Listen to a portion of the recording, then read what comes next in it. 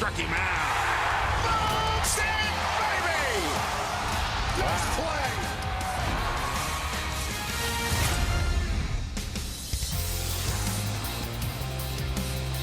Well, the Mariners return home for their only homestand of the month of August. All of 7 games, and it begins here tonight inside gorgeous Safeco Field. It's the first of 4 for the Mariners and Mike Trout's Angels. Happy you're with us here tonight. Aaron Goldsmith alongside Mike Flowers, our entire Root Sports crew, as we take a look now at the Angels lineup.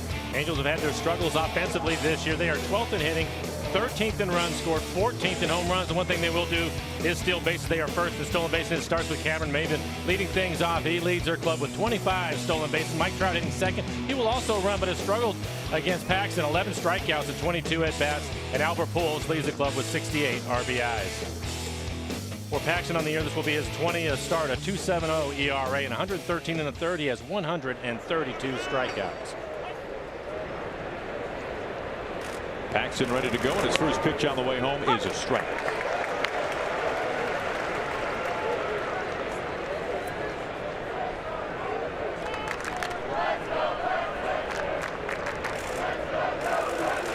Now, hardly anybody in the game in as good of a groove right now as James Paxton, winning 7 consecutive starts. The reigning American League pitcher of the month, and he is already ahead 0-2 to Maven.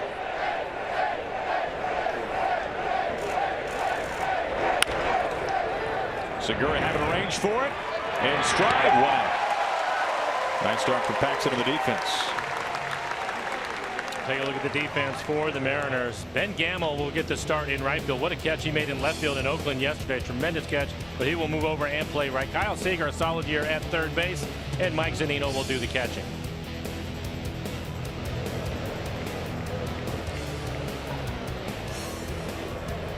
Paxton, no surprise, coming off a dominant start. At least 6 innings and 2 earned runs or fewer in each of his last 7 times out. Missing with the first pitch to Trout. I think the trend that we've seen from James as he's been on this terrific run is there you see it, just 1 walk, 7 strikeouts. He has not been giving guys free passes, making them earn their way on. Good fastball at 96, just missing the inside corner. Again for Trout against Paxton, 11 strikeouts and 22 at bats.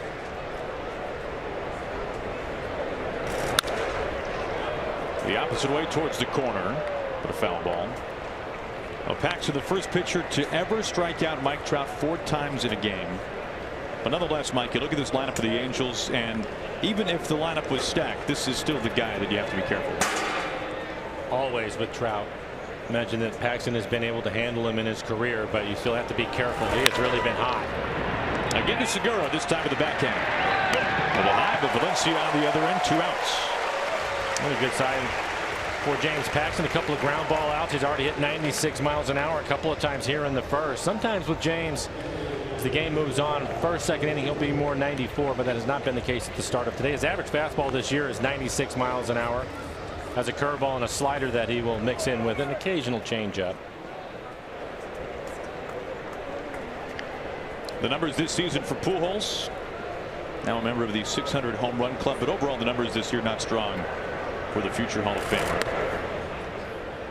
One of the lowest on base percentages for the Angels this year, but he has been one of the main cogs in this lineup ever since coming over to Anaheim.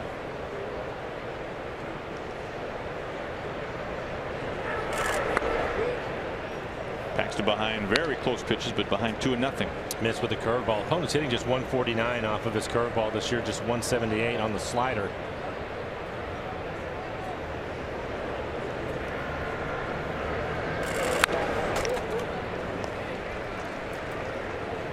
Now the numbers for Paxton over these last 7 starts, tying a franchise record, winning 7 in a row. An ERA barely over 1.5. An opponent's hitting well beneath 200. 2-2. I think one of the amazing stats for him this year is he's only given up 5 home runs this year. And when you consider guys are hitting the ball out of the ballpark at a record pace, for him to just have 5 home runs off of them, pretty amazing. It's 2-2.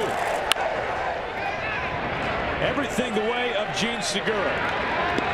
3 up, 3 down, 5 start for James Paxton, who carves through the top third of this Angels lineup. We go to the home half.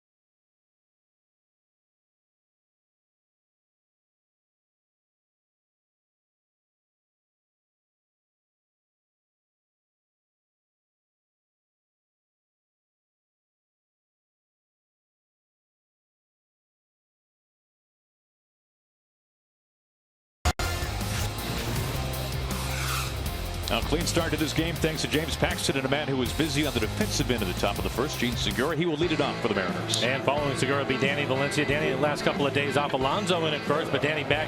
He will get the start tonight at first base and hit second. Nelson Cruz, the DH cleanup hitter. Couple of home runs for him yesterday, 3 RBIs. He leads the American League with 88 RBIs. And Kyle Seager, his 17th home run yesterday. He also drove in 3 runs. For Tyler Skaggs, just his 7th start on the year, 33 in the third. He has 32 strikeouts, 11 walks, 1-2 record overall. And for the left-hander's fastball, 92 miles an hour, curveball and a changeup to go with it.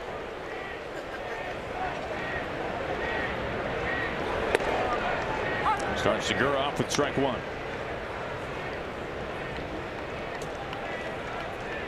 For Skaggs, we mentioned in the open, his first outing coming off the disabled list against Oakland. He threw 83 pitches. He's in line for probably 95 to 100 tonight.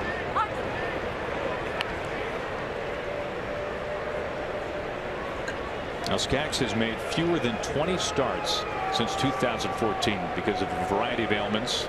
The latest in oblique.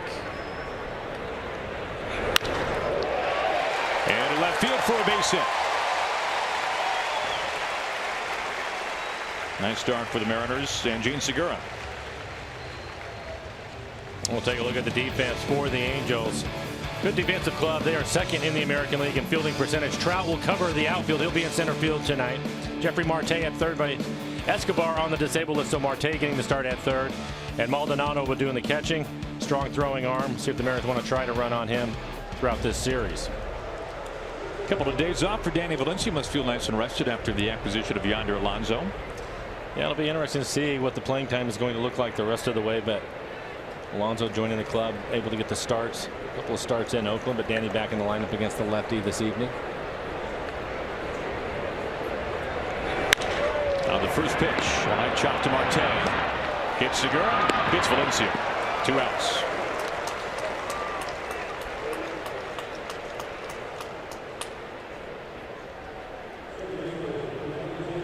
Now the Mariners coming off a fantastic road trip and a brief 2-game series sweep in Oakland against the struggling A's. So Mariners winning both those games, splitting 4 games in Kansas City, taking 2 games out of 3 in Arlington to begin that road trip. And Mike, we've talked about this before, but trying to take as much advantage as they can of these lone 7 games at home and try to build up a little equity going onto that lengthy 2-week road trip.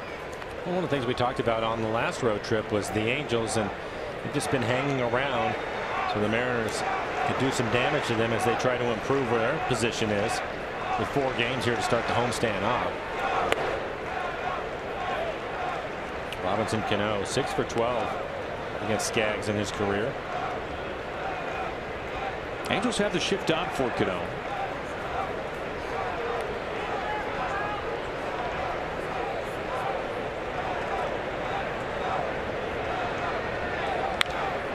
You look at the state of the union right now for the Mariners, and it really hasn't looked better at any point this season. Best record in the league since the All-Star break. A season best 3 games over 500. And right now for Scott Service and company, holding the second wild card spot. And as you can see, updated standings, they entered today 2.5 in back of the Yankees. Yankees lost tonight. They've now dropped 6 of their last 9. So a half game closer for the time being. Off the mound into center field. So Robbie now 7 for 13 lifetime against Skaggs. Had a couple of hits yesterday, starting to swing the bat better. This is right back up the middle, another fastball. And with that base hit, a couple outs, it'll bring up Nelson Cruz. We mentioned Nelson Cruz a couple of home runs yesterday, and they were impressive. First one with an exit velocity of 115 miles an hour. 6 home runs in the last 10 games for Nelson. He's been hot.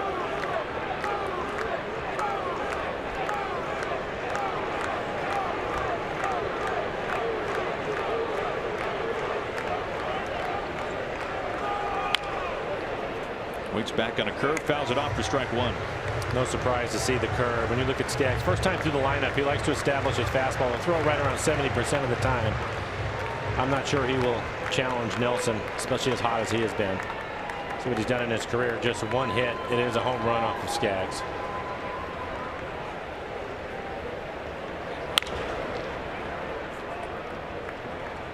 We had a fun conversation earlier today with Gary Hill, who was digging into Baseball Savant and looking at exit velocity of at least 110 in the StatCast era back to 2015.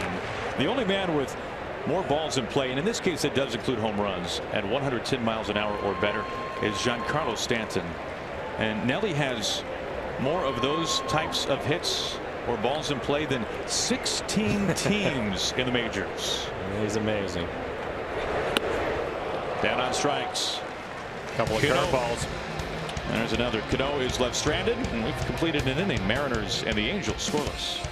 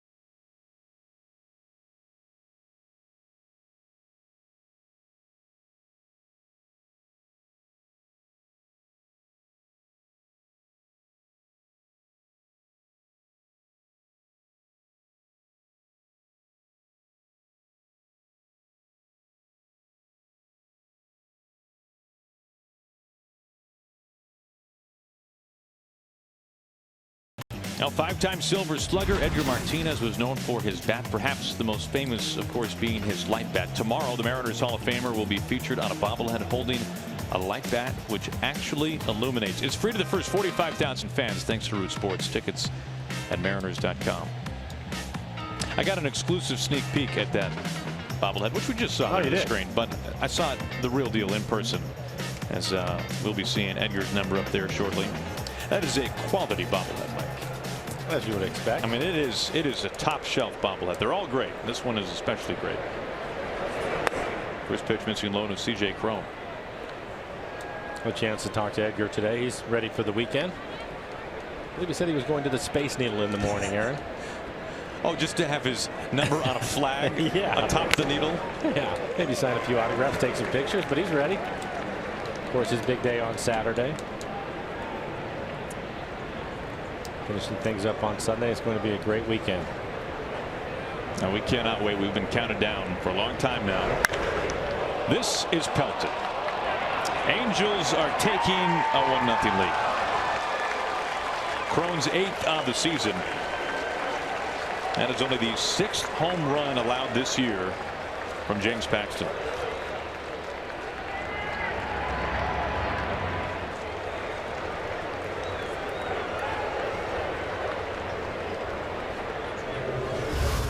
And then we'll take a look at it. It's a breaking ball. He leaves it in the middle of the plate. It's been about a month and a half since James has given up a home run, but that's a solo home run on the breaking ball.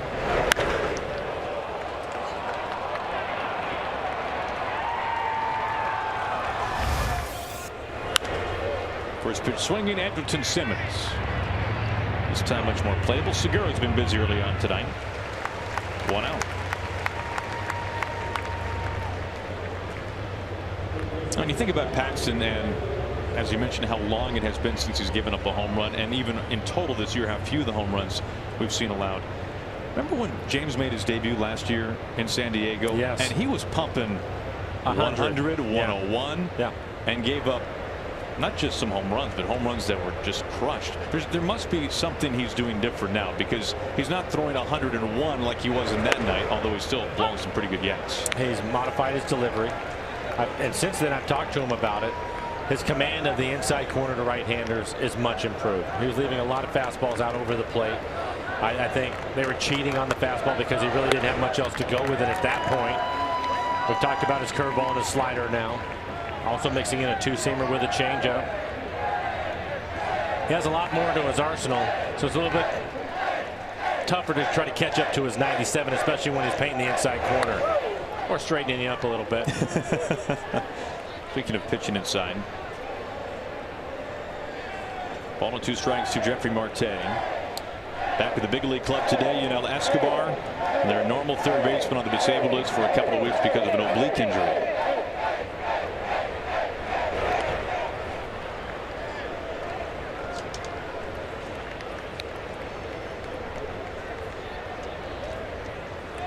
We've seen Marte over the last couple of years, but normally at first base, today at third. Paxton looking for his first strikeout tonight.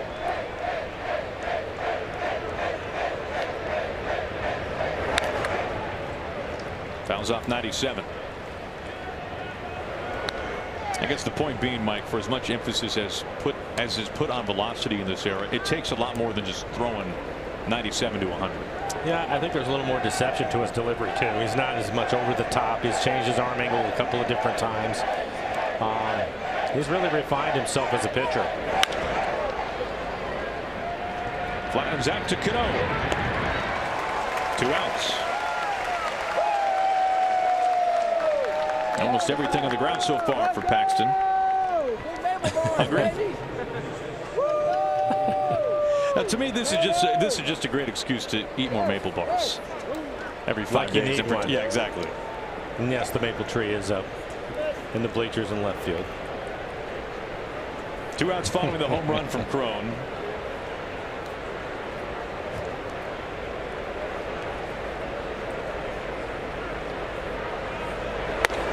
Calhoun having a bit of a down season relative to his last couple. We've seen him hit lower in the order this season, especially against left-handers.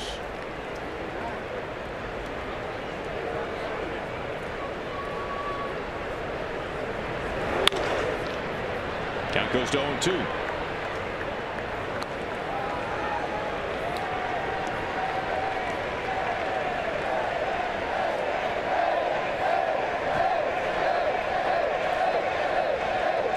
Four ground ball outs and a weak pop-up. Paxton looking for his first strikeout tonight. The 0-2. Near the line, foul ground, and a foul ball.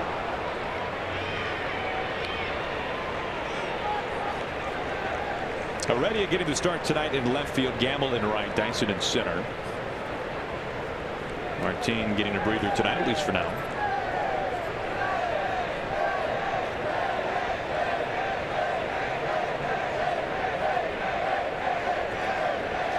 Nothing but strikes so far to Cole Calhoun.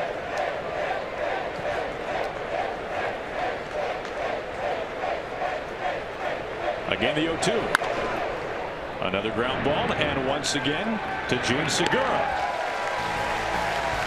That ends the top of the second as we go to the home half. Coming up for the Mariners, Kyle Seager, Guillermo Heredia to follow, and then Ben Gamble as we go to the home second.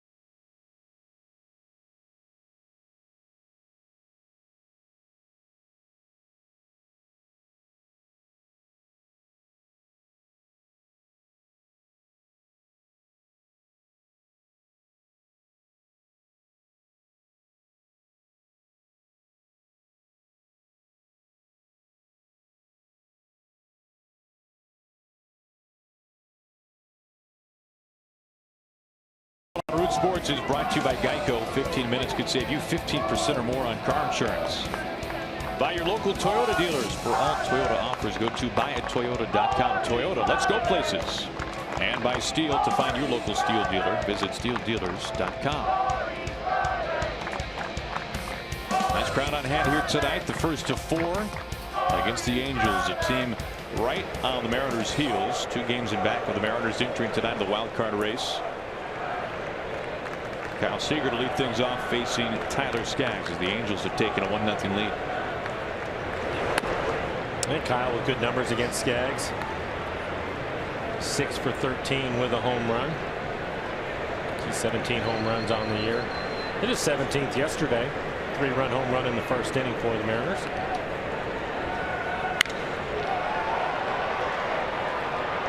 In Trout's territory, there's out number 1.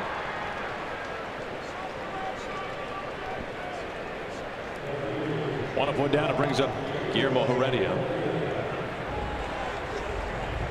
Now the road trip could not have gone much better for the Mariners. Winning 6 out of 9. Home for 7.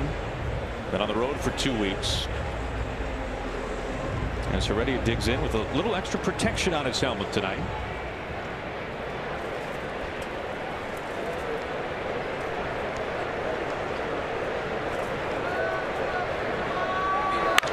First pitch to the gap in left center field.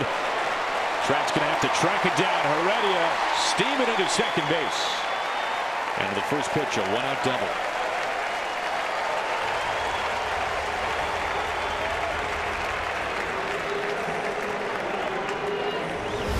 First pitch fastball right down the middle. He barrels it up. Trout was shooting towards right center. It's out towards left center. There might have been a chance for Heredia to get a triple, but Trout able to get to it quickly.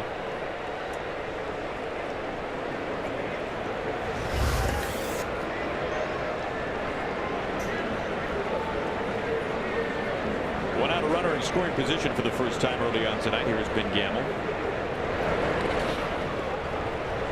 Good stuff there by Maldonado. Longtime backup in Milwaukee to Jonathan Lucroy during his Brewers days. See what Ben has done through the 90 games this year, a 304 average, should have been 38 runs.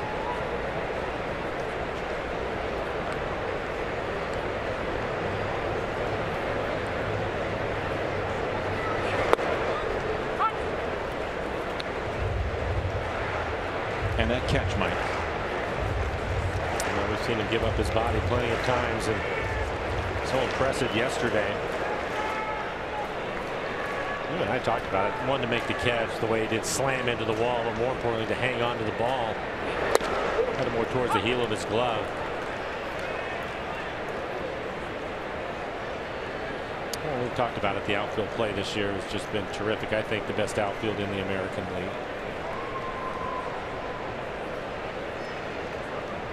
Mariners hitting .268 as a team with runners in scoring position. The 1-2. Reaching for it. Maldonado completes the strikeout. 2 down.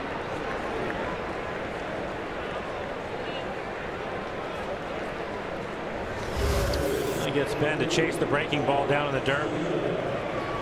Pretty good play by Maldonado. Just smothers the breaking ball. Doesn't let it get past him.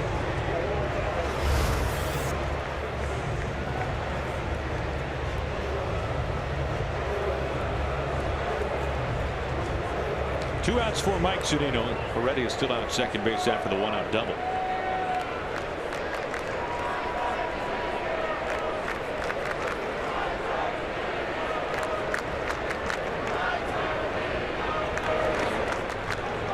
Curveball low and behind Maldonado, but Heredia stays put. Now for the season, the Angels lead the series against the Mariners. However, the Mariners have had the better luck as of late. Mariners have won 4 of the last 5 between these two teams. Look at Mike Social, longtime manager for the Halos.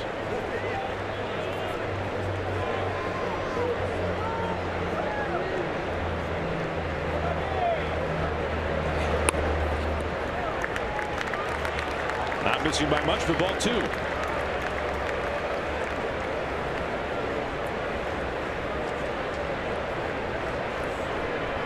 Good number for Mike. 2 outs, runners in scoring position this year. .270 average with 3 home runs.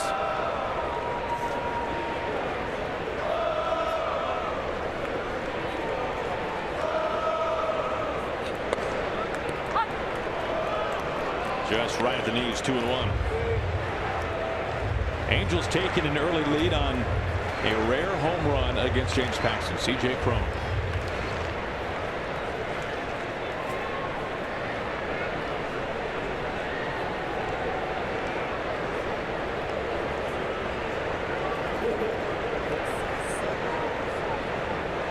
Now the 2-1.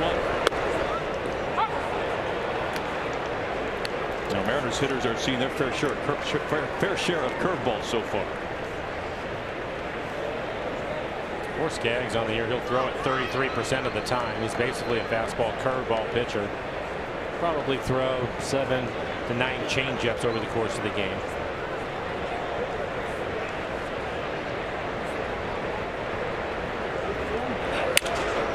Saws him off. Heredia gets nicked by the bat. Zunino is out and Heredia is hobbled. He gets splintered. Put a hole in his pants.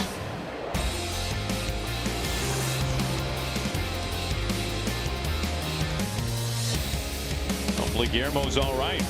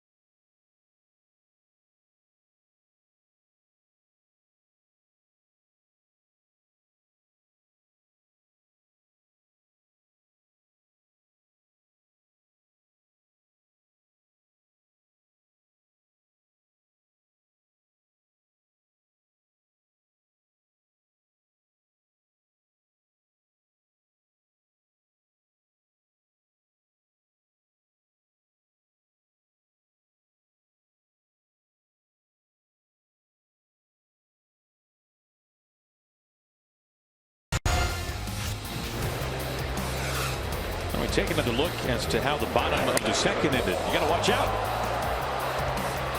Not sure if I've ever seen, especially the speared end, hit a guy like that, Mike. I've seen it hit pitchers before, but never the base runner like that. Guillermo's okay. Might need a patch. Yeah, he'll be okay. Maldonado leads it off, looks at strike one. Well, for James so far, he's given up just the one hit, was the solo home run.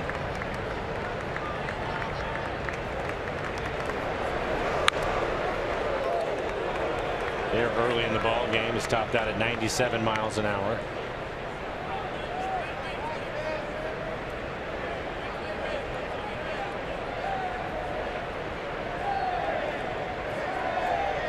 He'll face batters 8, 9, and 1 here in the Angels' third.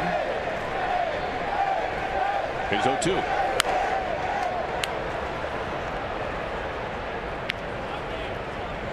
It is rare to see Paxton facing his 8th batter and yet to have a strikeout, but this is one of the hardest teams to strike out in the majors. They do not strike out often at all.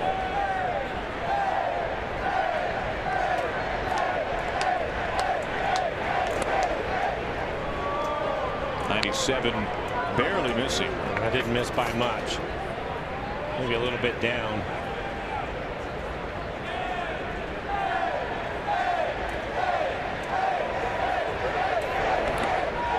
And there is strikeout number 1 from Paxton. Gets him with the curve.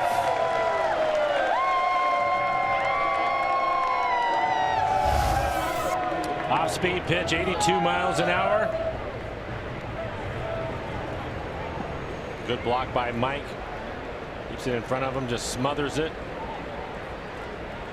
And you look at right-handers in particular trying to handle that curveball from Paxton, batting 119 right-handed hitters against Paxton. And with James, because of his fastball, the velocity, and that he pitches inside so much to the right-handers, they have to cheat to try to get to his fastball. And then when he buries the curveball in the dirt, a lot of swings and misses at it, and to chase it, gets the curveball down out of the strike zone. A very good pitch for him. 1 ball and 1 strike to switch hitting second baseman Caleb Coward.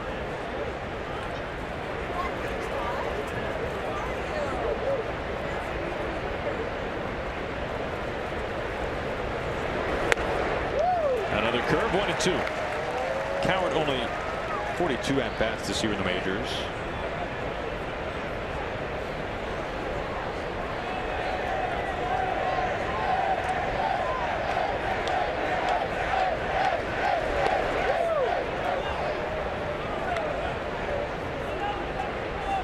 Two balls and 2 strikes.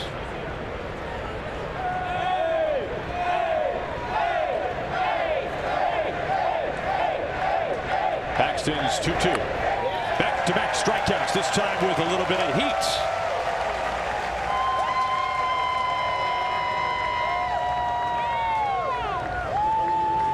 Well, Mariners Karen Packard are hosting a book drive at Safeco Field next Tuesday to benefit the Page Ahead Children's Literacy Program. Fans are encouraged to bring new books or make a cash donation at the gates to help children in need succeed in school by developing strong reading skills.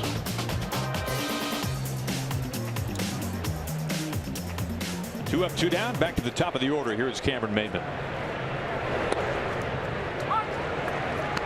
He was in the last start for Paxton. There was one moment where he struck out the side in order, and the finishing pitch was of a different variety each time. Fastball, curveball, and the slider. Well, really, Aaron, that's what he's evolved into. Earlier in the year when he was dominant before he ended up getting hurt, but it was really consistent. It was a lot of fastballs inside, and then bury the breaking ball. Now we see him use his fastball both sides of the plate. We're seeing him mix in his changeup from time to time. He has a 2-seam fastball now, and he has a curve, slider / cutter that he uses at 90-91 miles an hour. There's a lot of weapons, and just continues to evolve.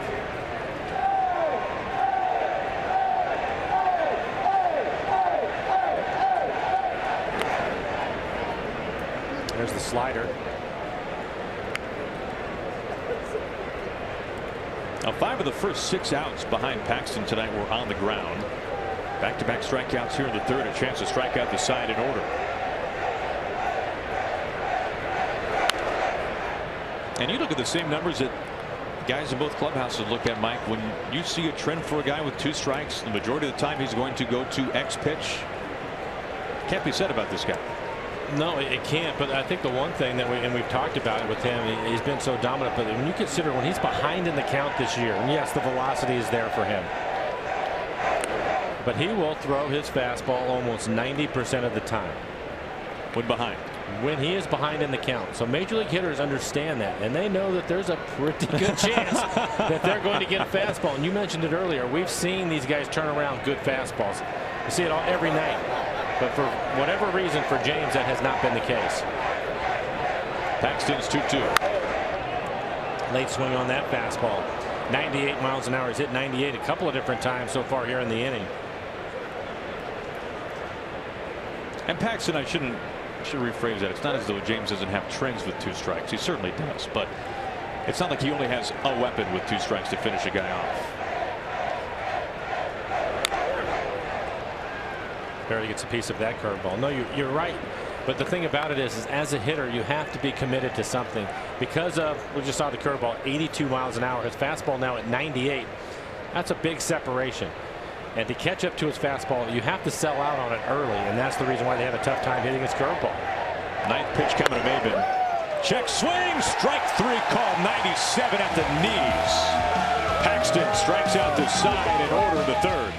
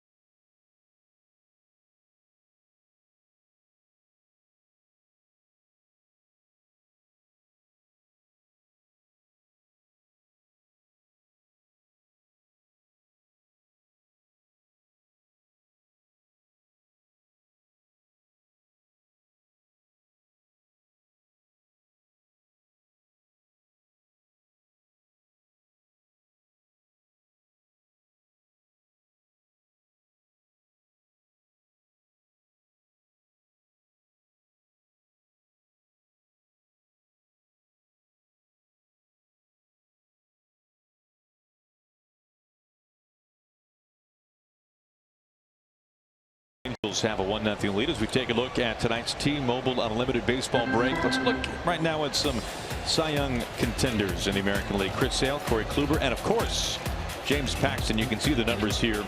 ERA 2.57, 2.65 for Kluber. Paxton looking to lower his 2.70 earned run average, and the punch-outs obviously Sale off the charts.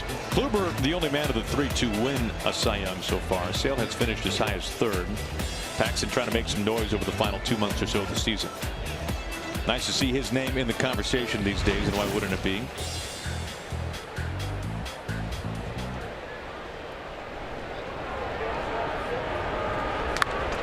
Dyson pops the bunt up.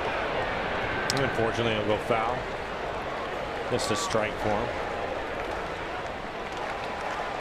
First time for Dyson in his career facing Skaggs. Duran trying to extend a 5-game hitting streak.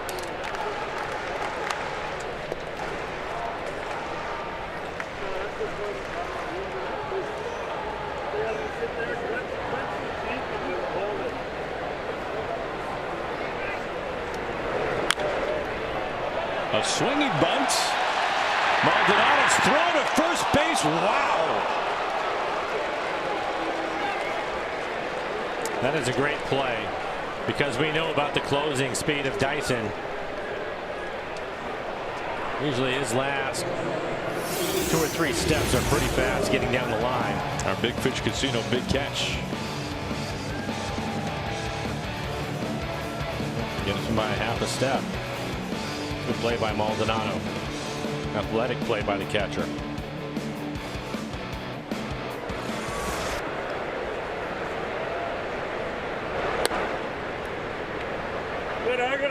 Segura a hit already tonight.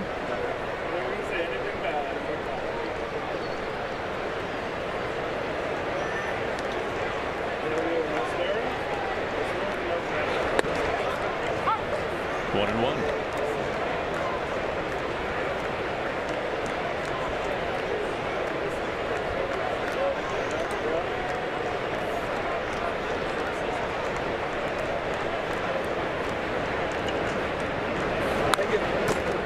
Tyler Skaggs making his first start this year against the Mariners. Former supplemental first-round draft pick. Only his second start since the end of April. On the shelf for a long time with an oblique injury.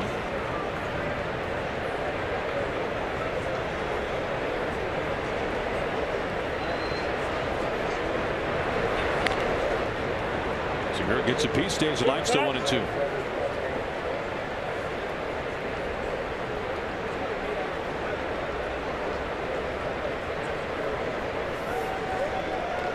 Now for the Mariners, tonight really begins a long run of facing nearly every opponent that is right in the midst of the wild card hunt.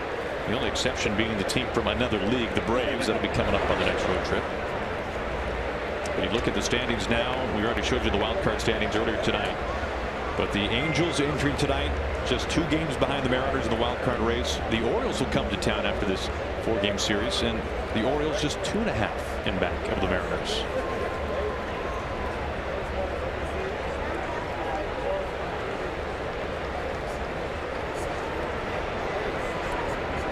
One out, nobody on. Skaggs fires away. Listening to you talk about that, Aaron, today when I was down on the field, standing behind the cage while the guys were hitting and taking their grounders, getting ready for the game tonight. Starting to get a little bit different feel. I don't know if it's because the first day back home. You have the Angels in town who have played well. Mariners coming off of a good road trip. But it's getting to that point in the season where it's really an exciting time for these guys to go out and play every day once you get through the grind of things, and especially with the way that they're playing right now. As Segura makes his way to first, we'll take a look at the Mariners calendar, brought to you by Mattress Firm. Big Edgar weekend beginning tomorrow night. His number retired on Saturday. The Orioles come to town for 3, a day off, a travel day to St. Pete, and then that is where the lengthy 14-day road trip starts for the Mariners. The Rays right in the mix in the wild card. The Yankees, although struggling, the top wild card team at the moment. And then following that weekend series in the Bronx, it'll be on to Camden Yards to take on the Orioles for 3 more before coming back home. 1 out, 1 on for Valencia.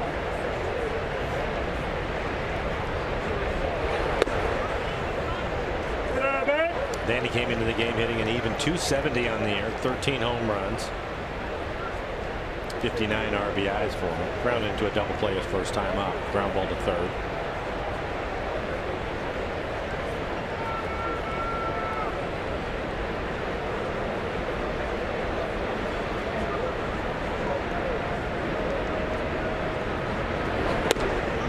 I was wondering today from a player's perspective, and maybe it's not quite applicable right now, maybe will become the midway point of that road trip we're talking about, when every game is so meaningful and you have so many teams right on your heels. The Mariners will try to stay anchored in one of those wild card spots.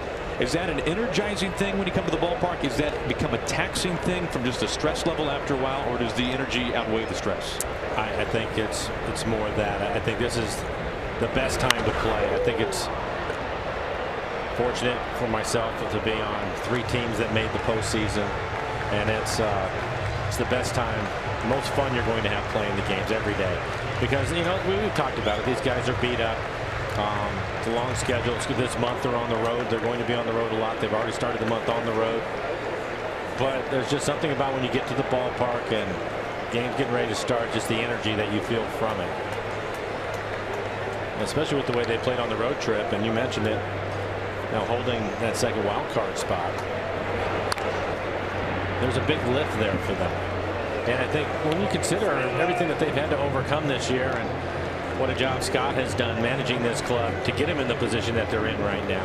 Tim Bogart next to him as bench coach. So they've worked extremely hard. And it's not easy when you consider what they've had to do as far as managing their bullpen and keeping these guys moving forward and staying positive. There's a lot that goes into it, and they're really playing well right now. But I think it's more fun than anything.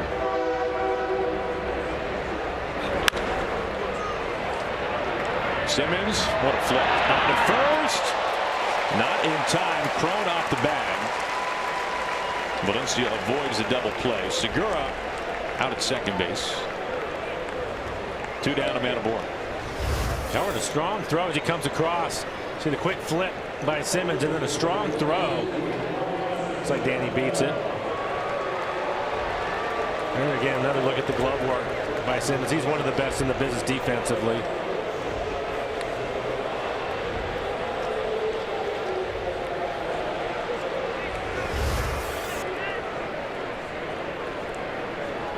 Two outs, Valencia aboard for Cano.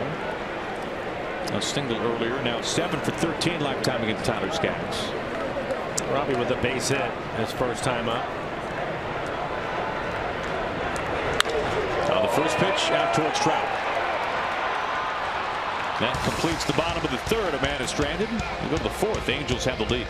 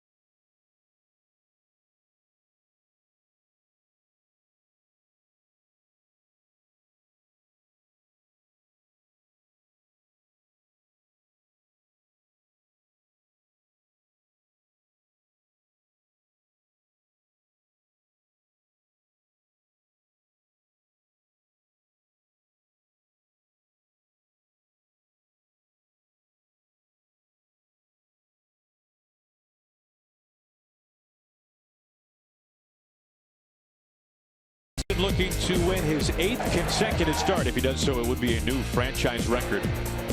Coming off a fine top of the third, striking out the Angels in order.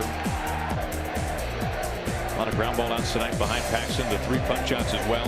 Faced the minimum 2 of the first 3 innings. He will square off against Mike Trout to begin this top of the 4th. Trout just recently celebrating his 26th birthday.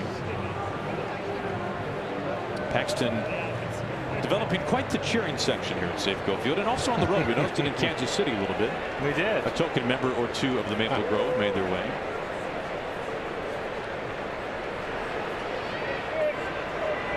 Trout, Pujols, and Crone. Trout celebrated his 26th birthday by picking up career hit number 1,000. First player to ever hit 150 home runs and swipe 150 bags before turning 26.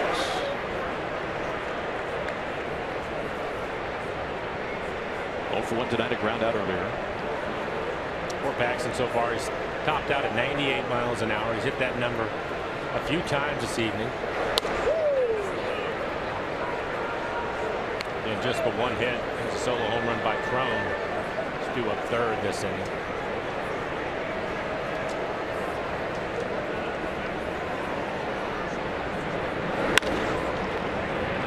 Segura's been busy. 1 out to start the top of the 4th.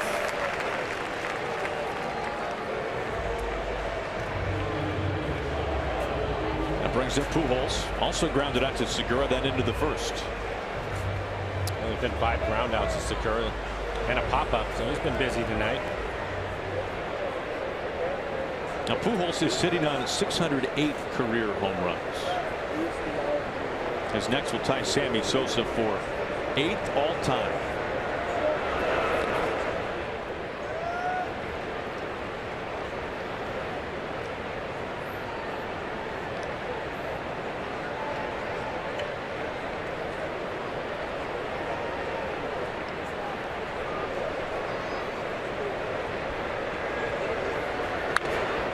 One ball and 1 strike.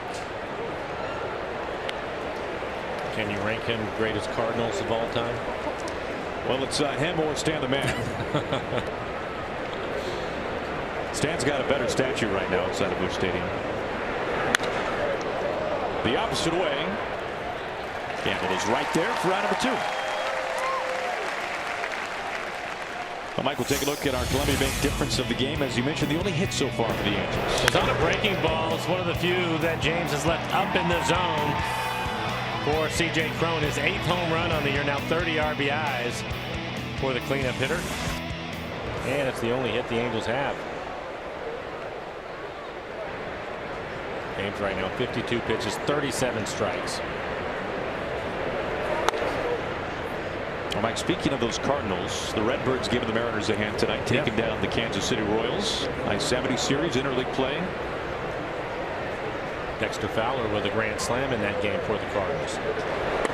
How big do you think that Salvador Perez injury is for Kansas City? I think it's huge. It's got to be, right? I think, look, he's one of the best defensive catchers, which obviously is going to help their pitching staff. He's not available to them. He hits in the middle of their lineup, and he's their leader on that club.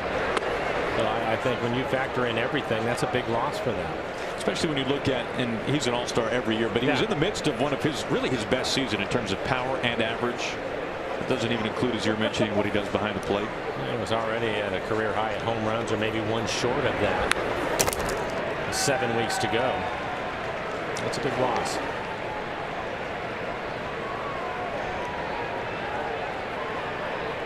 Brings an energy with him to the ballpark too, just by the way that he catches and goes about his business and calls a game.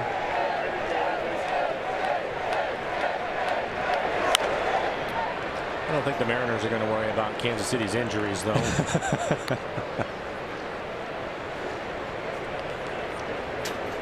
Still keeping track. How many pitchers for the Mariners this year? 35. 35. 15 starters. That is a record. Another 2-2 pitch. Another foul ball. 99 miles an hour just off the outside corner. So nothing off speed this time.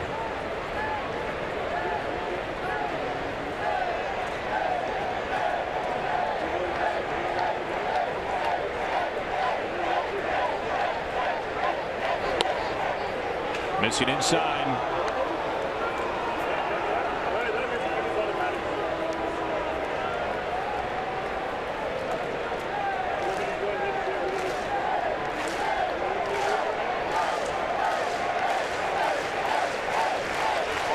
Here comes the payoff pitch from Paxton. Well, Cron, you could say he's having himself a game. He's the only guy to reach base so far against Paxton. The home run, now the walk with 2 outs. MLB.TV every night, every device. Watch all out-of-market regular season games live. Plus, get a free subscription to At-Bat Premium, the #1 app for live baseball. Blackout and other restrictions apply. Visit MLB.TV for details.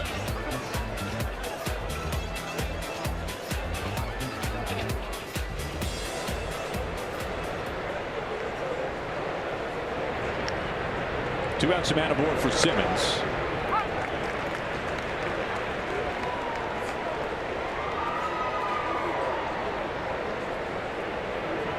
Simmons having a fine offensive season, batting over 300.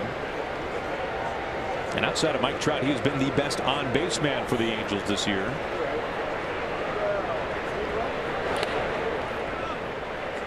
And another good defensive play by Mike Zunino. A curveball in the dirt.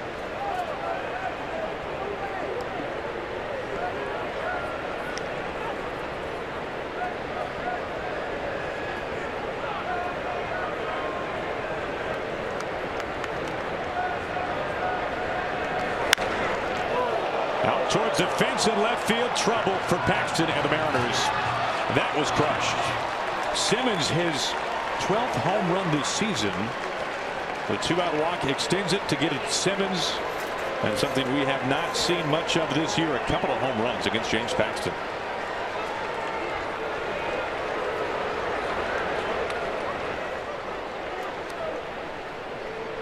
It's the first multi-homer game of the season against Paxton.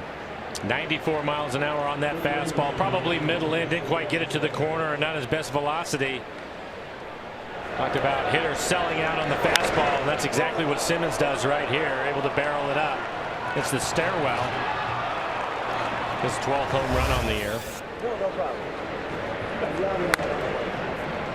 Ball one to Marte.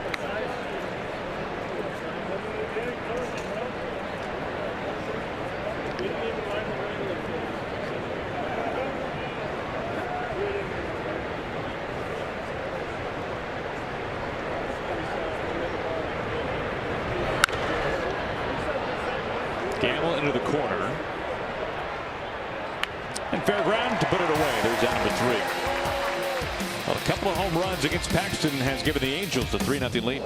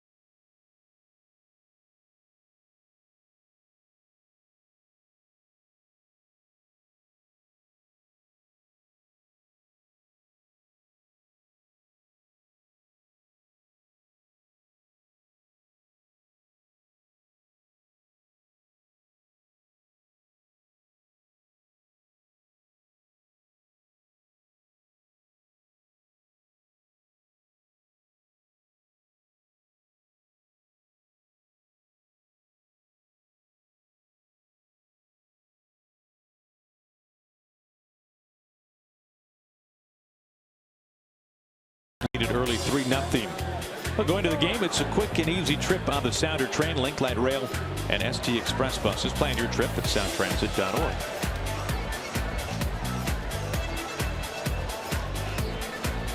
The pen packed as always as Andrelton Simmons going yard for the 12th time.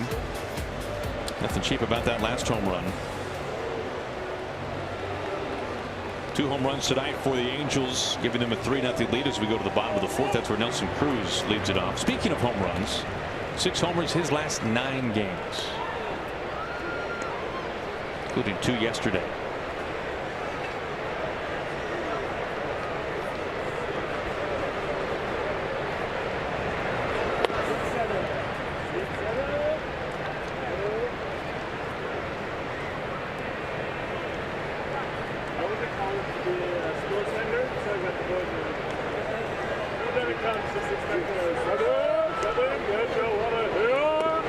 Skaggs has not really been in trouble so far today, but he has been able to work around on a 1-out double in the 2nd, a 1-out walk in the 3rd, double play turn behind him in the 1st. The Mariners have had base runners in every inning. Just haven't been able to move them around.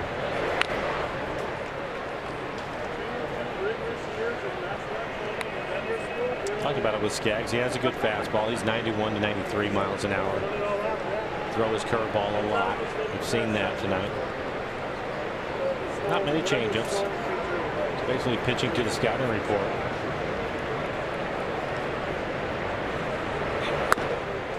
Two and two. All right, good cut.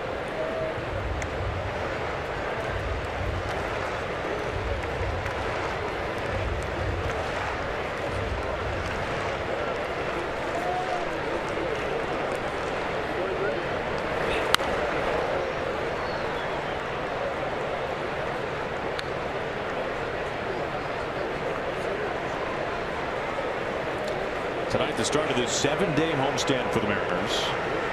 Edgar weekend beginning tomorrow. Edgar bobblehead night. Member retirement ceremony on Saturday. And an Edgar jersey giveaway on Sunday.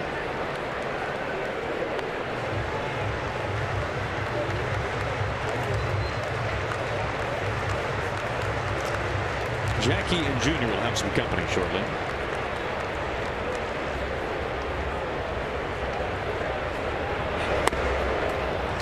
Cruz strikes out to begin the fourth. Second strikeout for Nelson. Elevated fastball at the top of the strike zone.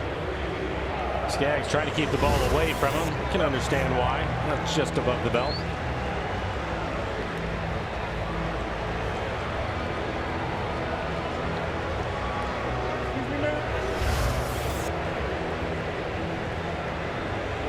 Leadoff man retired in front of Kyle Seager. One Manny's and two Angry Orchards, please.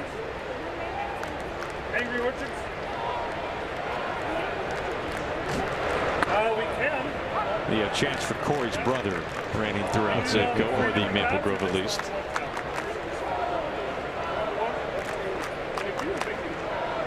Kyle had a pretty good fastball to hit his first time up. Skied it to center field and just missed it. Almost hit with a curveball right there. Now for the weekend coming up, where players essentially get to choose a new nameplate on the back of their uniform. It was player's choice, and that was Seager's choice. Pretty creative.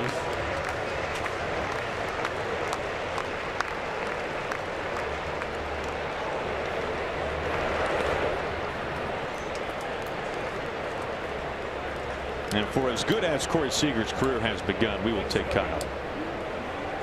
There's a heck of a talented baseball family. Can't forget about the other brother Justin in the Mariners system.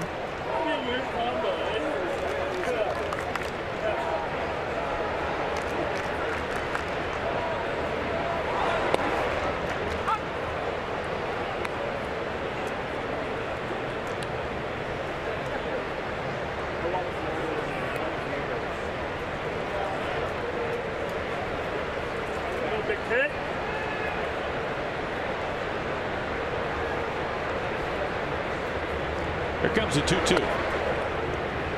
Good eye, good eye. So far 3 curveballs in this at bat. Tried to stay away from throwing Kyle the fastballs. Already up, waits on deck already with a double his first time up. Double out to left center field.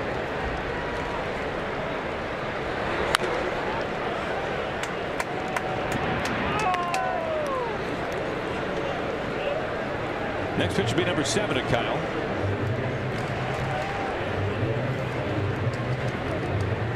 Seager gave the Mariners an early 3-0 lead yesterday. His 17th home run this season.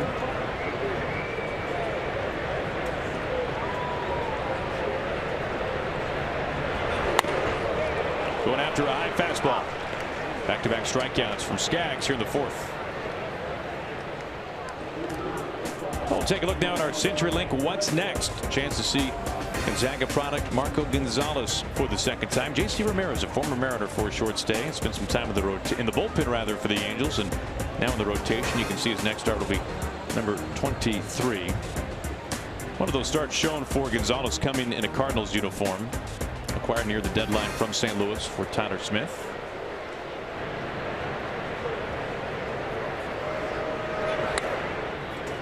Strike one to Heredia. Heredia hit a first pitch fastball in his first at bat for the double. Taking that fastball in the outside corner. The second one's coming.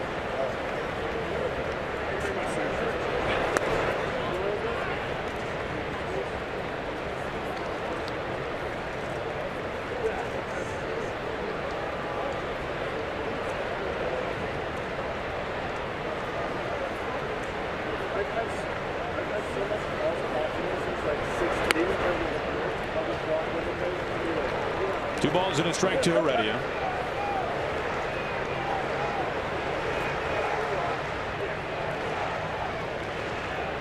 Mariners trying to get something going against Skaggs here tonight.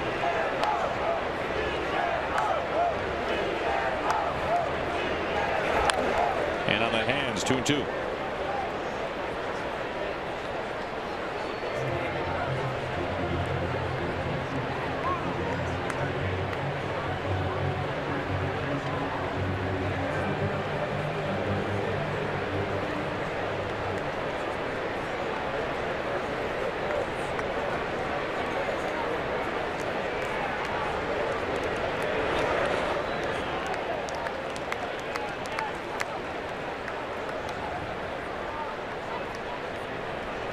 Skaggs struggling here in the inning with his curveball.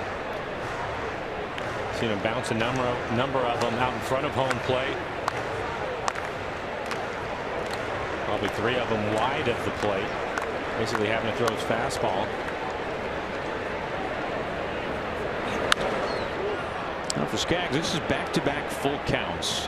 Had only 1 full count over the first 3 innings. And on that last pitch, his best fastball so far at 94. Outer half, probably belt high. Good month of August for Heredia.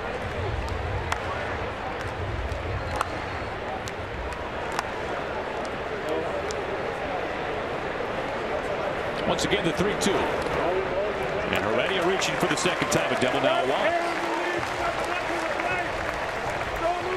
Well, for Skaggs, his last outing was against the A's. His first outing since coming off the disabled list. He had to throw 83 pitches to get through 4 innings as Gamble starting to dig in.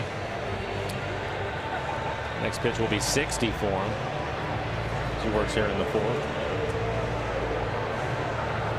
Come on, who's boss, baby? 2 outs already at first base for Gamble.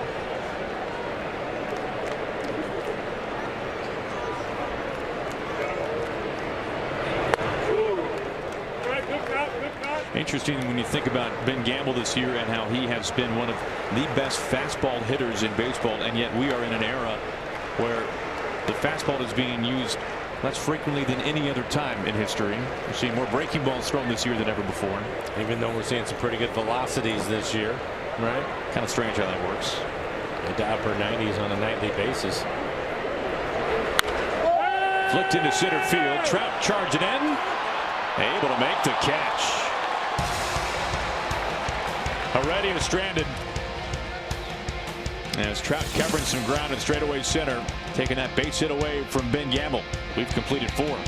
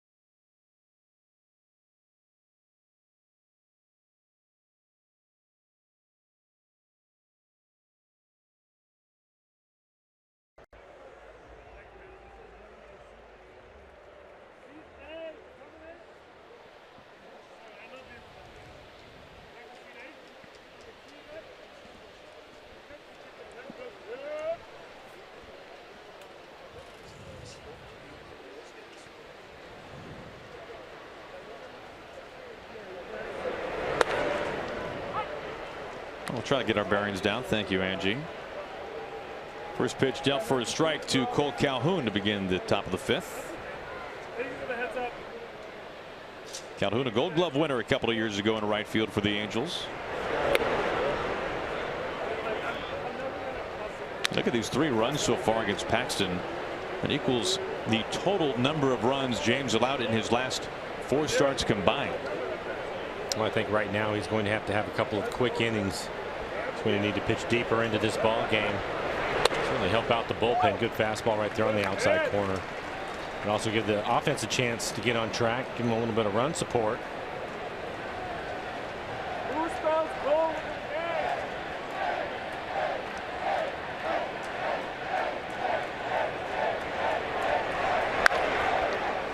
Cano was deep in right field. Tough. Oh, boy.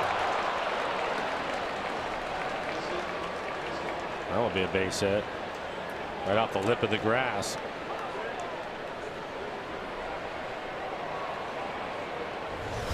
It's going to roll flat, and then it hits right off the lip of the grass. It comes straight up.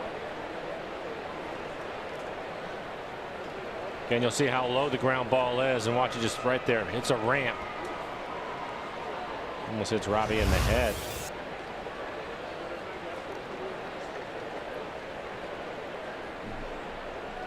Just the 3rd hit tonight for the Angels.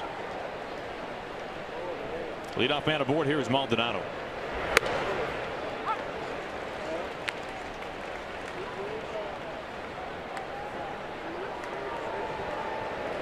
We talked about James getting a lot of ground ball outs to Segura.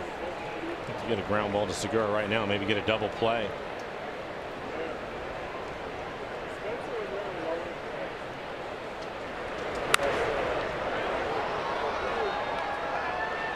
And Paxton has not had many turn behind him this year, just 6 in 19 starts. I'm trying to dial one up here.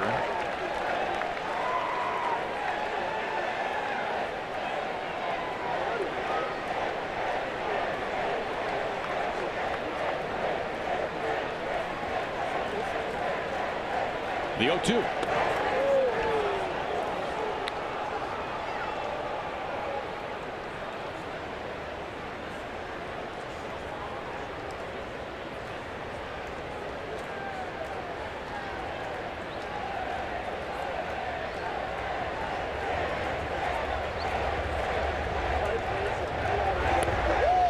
Strikeout number 4 for James Paxton.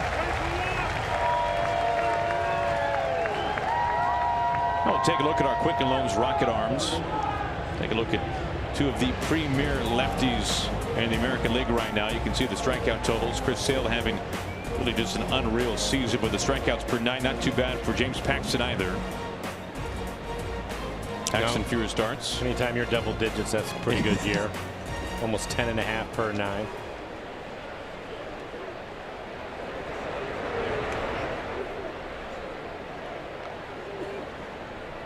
One out, one on. Cowart, the second baseman, at the plate now for the Angels. Angels come to town winning back-to-back games before entering Safeco Field. They've won 6 of their last 9. This was a team that remarkably played better when Mike Trout was on the disabled list with the thumb ligament injury, which he suffered in Miami prior to the All-Star break. I think basically everybody just chalked the Angels up all forgotten once Trout went on the disabled list, but that did not seem to be the case. They've really hung around.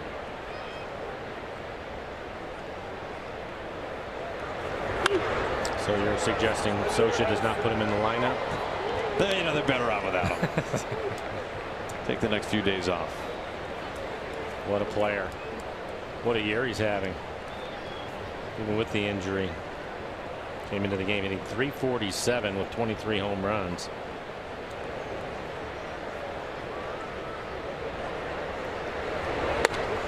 Trout has twice won the MVP, including last year, of course. He has never finished lower than second in the MVP voting when he's played a full season. That is, of course, in jeopardy this year just because of the. Well, he's only played 70 games because of the injury.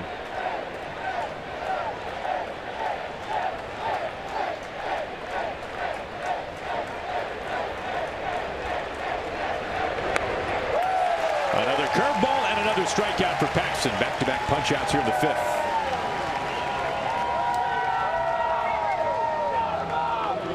And typically with 2 strikes, the breaking ball down, probably at the bottom of the strike zone, maybe just below it. Typically you'll see that pitch in the dirt. But Coward still swings over the top of it.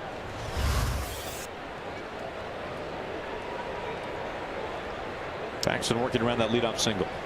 May have been 0 for 2. Leadoff hitter for the Angels. Strikeout looking his last time up.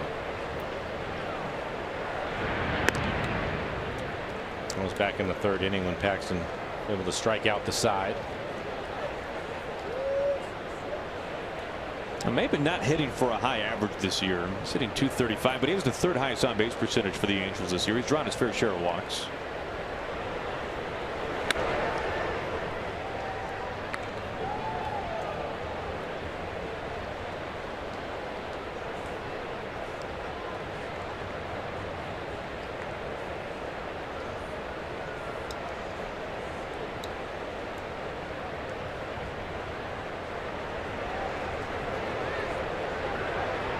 Another move to first.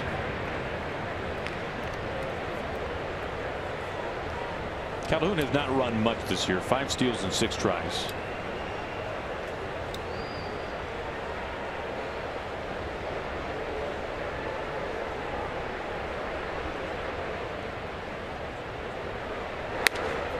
Two and 0.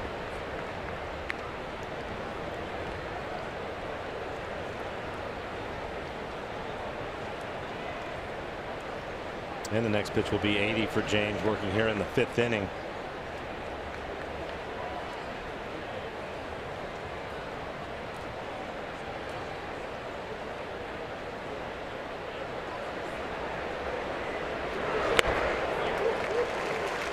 Gets him swinging through 95 miles an hour. Maybe a strikeout looking on a 97-mile-an-hour heater his last at bat.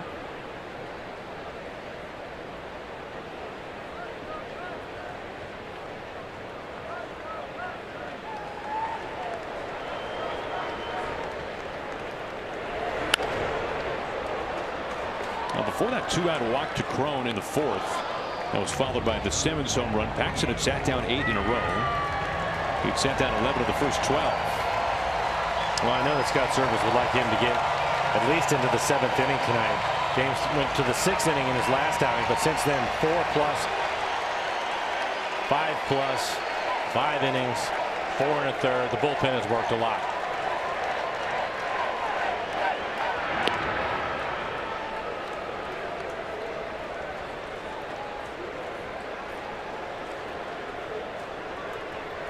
Look at the last month. He's been the one that has been able to consistently work at least 6 innings, if not 7, to help the bullpen out. Most of the starters have struggled. You look at the previous 9 starts out of this Mariners rotation. 6 innings has been the high watermark. That was the Paxton start you're talking about. I've had a couple of starters work into the 6th, but not finish it off.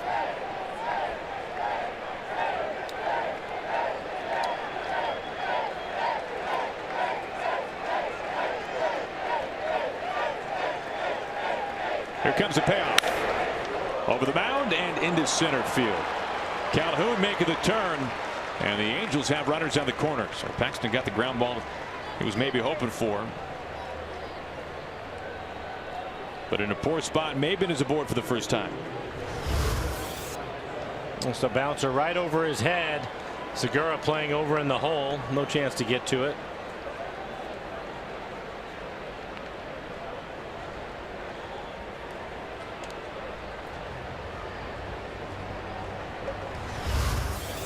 This will bring out Mel Stottlemyre Jr.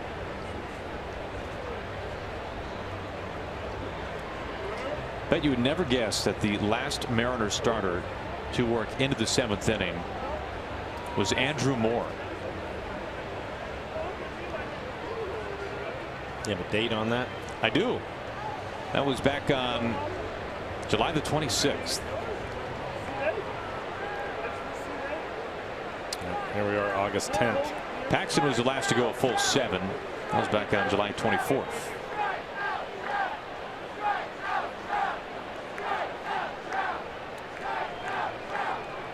You can see he's been pretty good runners in scoring position this year. A 378 hitter. Pours in a strike.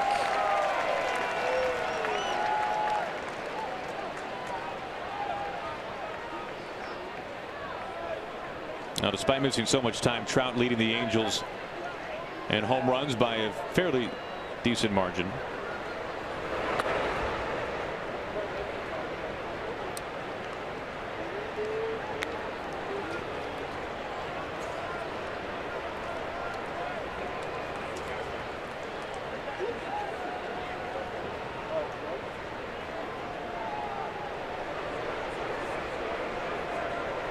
The 1-1. Bounce it off the hands. 98, 1-2.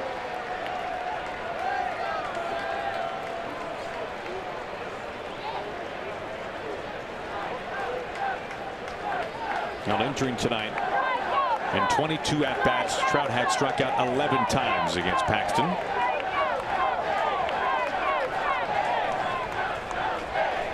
The 1-2. Gamble drifting into foul territory, and runners are stranded on the corners. We go to the bottom of the fifth. Angels on top.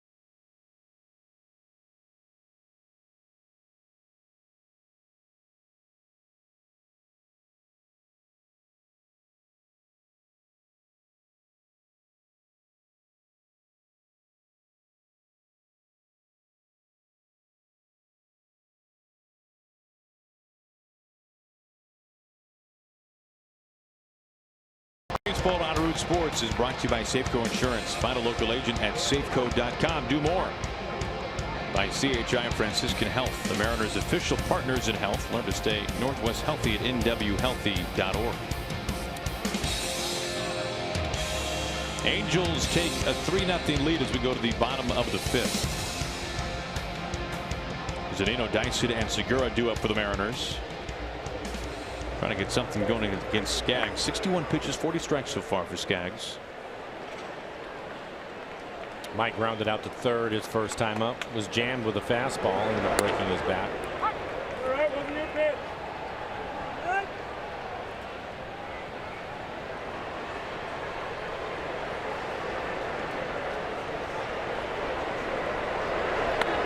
Good on, baby, good on.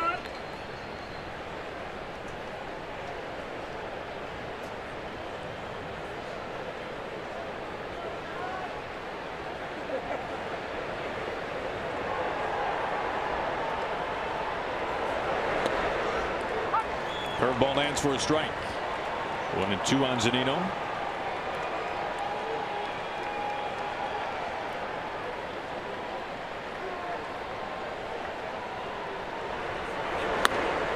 Takes a big rip at it. There's that number one to begin the bottom of the fifth. This copyrighted telecast is presented by authority of the Seattle Mariners and may not be reproduced or retransmitted in any form, and the accounts and descriptions of this game may not be disseminated without the express written consent of the Seattle Mariners.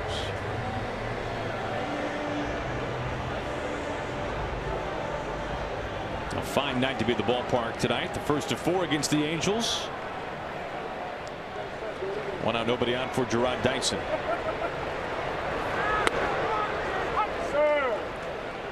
Speaking of Mariners, outfielders had a chance to talk to Mitch Haniger today. Mitch doing much better. Sounds like he's going to go out on a rehab on Saturday with Tacoma. Dyson will pick up a base hit on a slow breaking ball. 6-game hitting streak for Jarrod.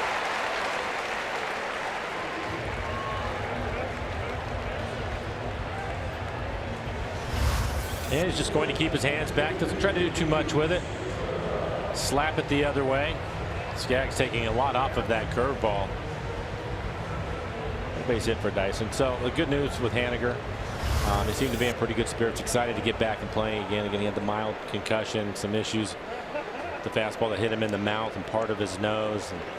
But overall, he looked good. He looked great, and he's pretty excited to get back to playing again, which is a great sign. And that's tremendous news.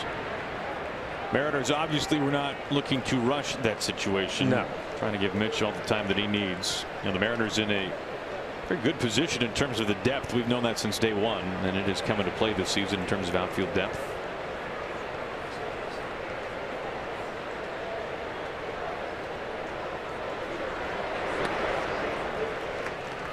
First pitch missing, low to Segura.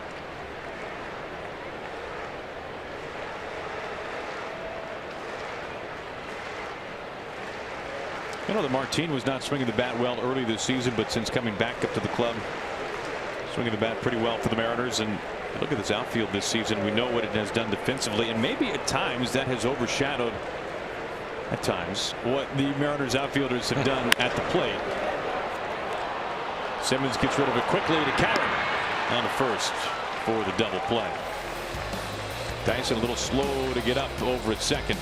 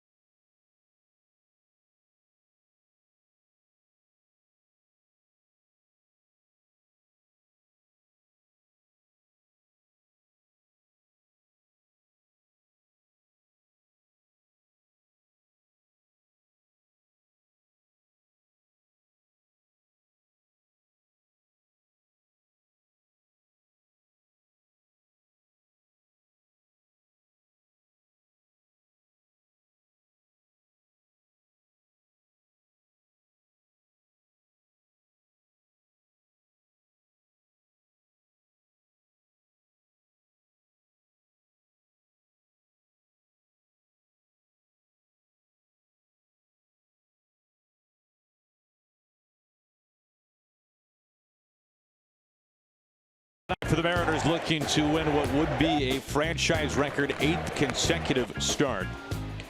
5 strikeouts over 5 frames. But the rarest thing happening tonight, Mike, a couple of home runs against Paxton. Giving up 5 on the year and 2 home runs tonight. One of them a 2-run home run. That's all the scoring for the Angels. Unfortunately for James, along with that, hasn't been able to get any run support at all. On the other side, Tyler Skaggs has really thrown the ball well. So James trying to hang in there, give the offense a chance to get on track. You see 87 pitches for him. So he works here in the 6th. He'll be the middle of the lineup. Pujols, Crone, Simmons due up. Crone and Simmons both with the home runs tonight. We mentioned Dyson was slow to get up after being involved in that double play, but he's all right out there in center field.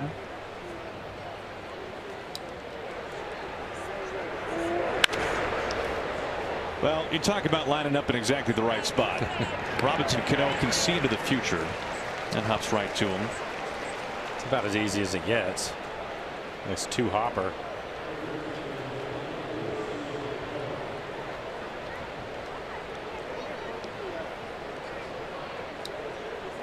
One out for C.J. Cron.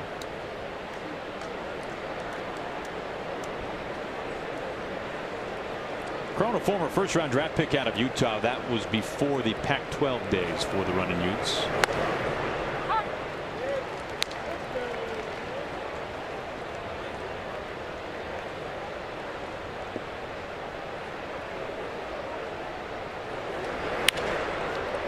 And it's center field and dying quickly in front of Dyson.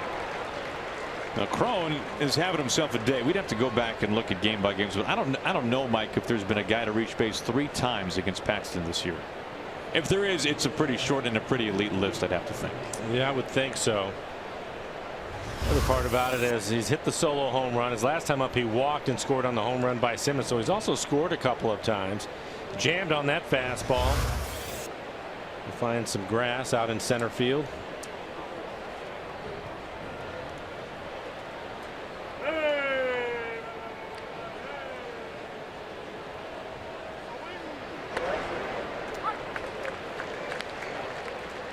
Now Simmons, a mammoth 2-run homer his last at bat. That's what made this game 3-0.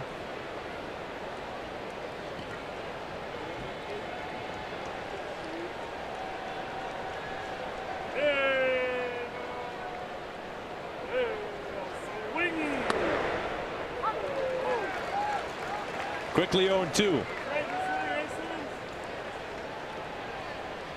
And for James now 93 pitches, still has a good fastball. The last fastball at 96.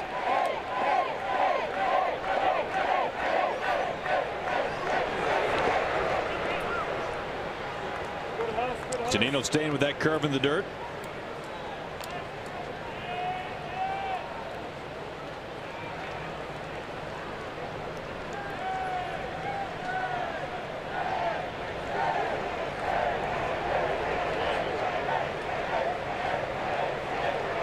Working with Cron at first base and 1 out.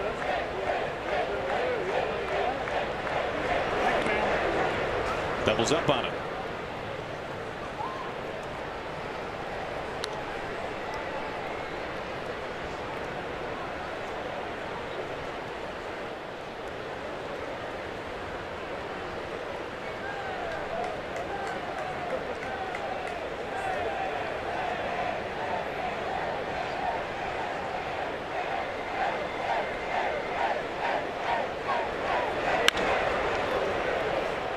Cano over to Segura, throws a rifle shot to first, and that gets Simmons. Double play ball gets Paxton to the Mariners out of the top of the 6th, and Segura with a little bit of a running start on this heater.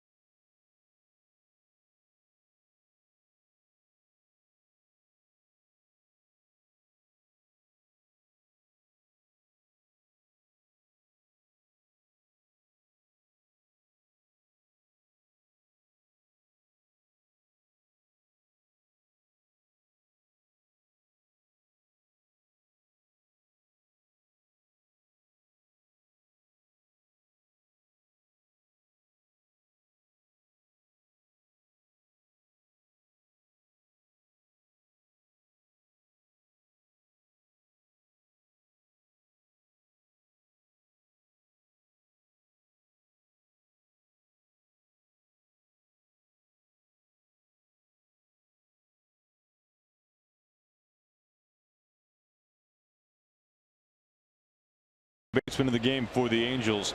Cliff Pennington at second, taking over for Coward.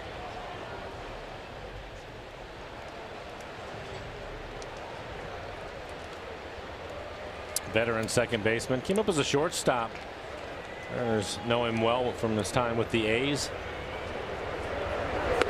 Tyler Skaggs really throwing the ball well this evening.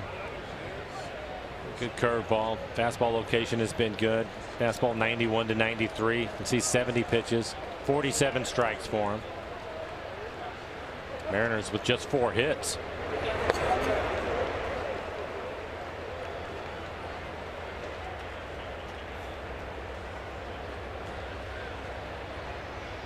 And Coward making his way over to third base. So Marte done for the night.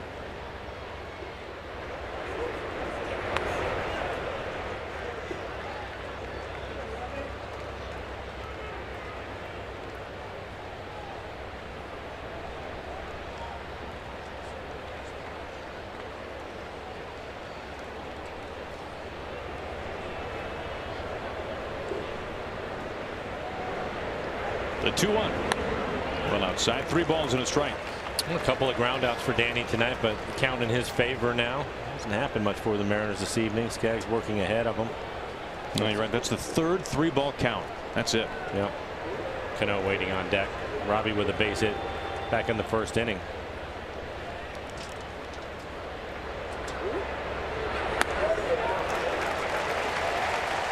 Leadoff walk.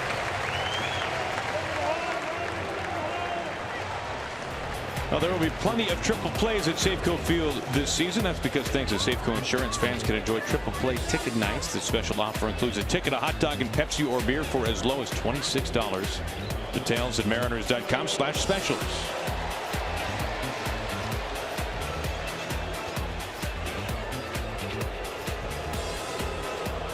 Mariners get the leadoff man aboard in front of Robinson Cano. Nelson Cruz to follow.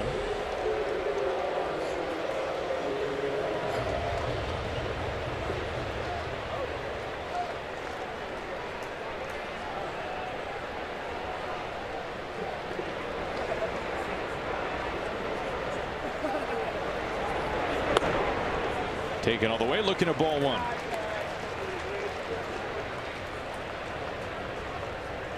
Well, for Skaggs, the previous 2 walks went no further than first base. Mariners trying to change that trend here in the 6th. He's been able to get a couple of double play balls tonight. So for Robbie, just trying to get the ball up in the strike zone, keep it off the ground if he can. You see him working the bottom of the strike zone, probably off the plate, but gets the call. There's 2 double plays, 4 men left on base so far.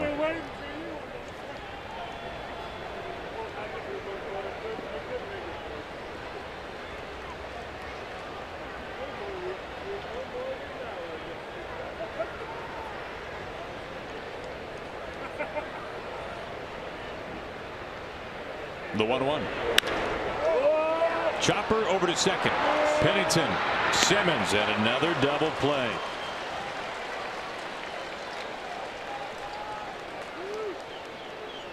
Third turn tonight behind Skaggs. Yeah, no problem swinging at this pitch. It's going to be a breaking ball, curveball, but it is middle. Unfortunately, Robbie hits the top half of the ball and it goes into a double play. And a pretty good pitch to hit. I'll bring up Nelson Cruz. Nelson a couple of strikeouts tonight.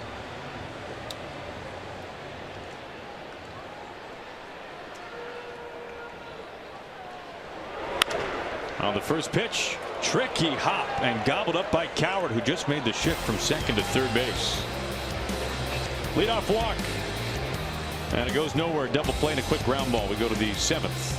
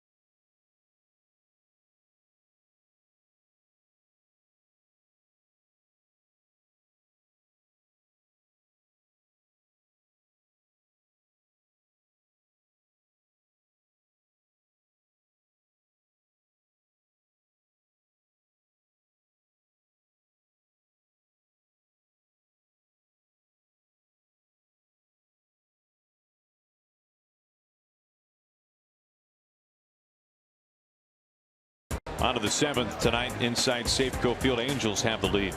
Wearing a seatbelt is your best defense in any crash. Please always buckle up. Help us reach Target Zero. Learn more at WADriveToZero.com.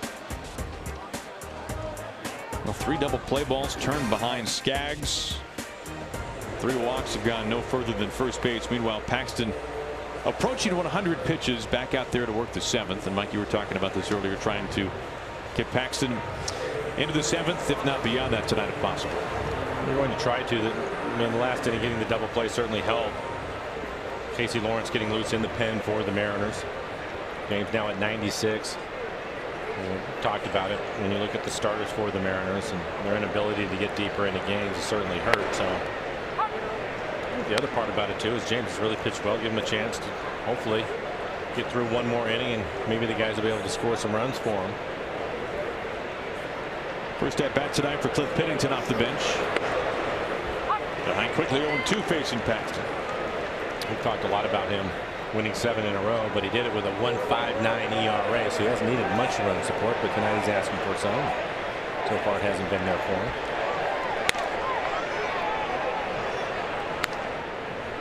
And typical for him, his pitch count gets up around 100. He still will throw hard. Next pitch will be 100. Last fastball at 97 as you take a look at Casey Lawrence getting loose in the bullpen. Bites that 98-mile-an-hour heater off the hands.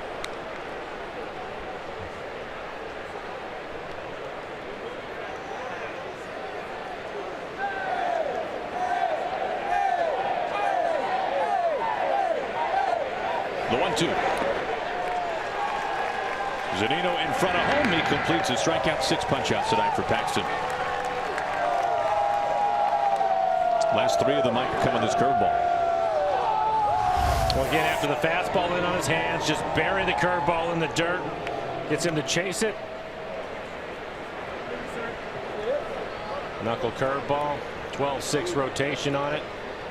And Mike Zunino has had a lot of opportunities to block curveballs in the dirt tonight, to keep them all in front of him.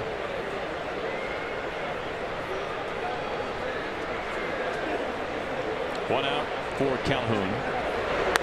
Seems like we hardly hear of a pitcher throwing a dominant curveball that's not a knuckle curve anymore, Mike. If you want to throw a filthy one, it seems like that's the way to do it. Yeah, if you want to get 12-6, yeah, you betcha. You know, watching Mike block that last ball, I thought it was a great example, and I've talked about it before. Is this level, all these catchers can block the baseball, but I think that there's an art to keeping the ball close to you, and I think that's something that Mike is really good at. And you can see a little bit of a forward lean with his upper body as he's blocking it, so when the ball hits him, it goes straight down into the dirt as opposed to off to the sides. Just does an excellent job with that. And he's had, like I said, a lot of them, and so far every one of them has stayed in front of him.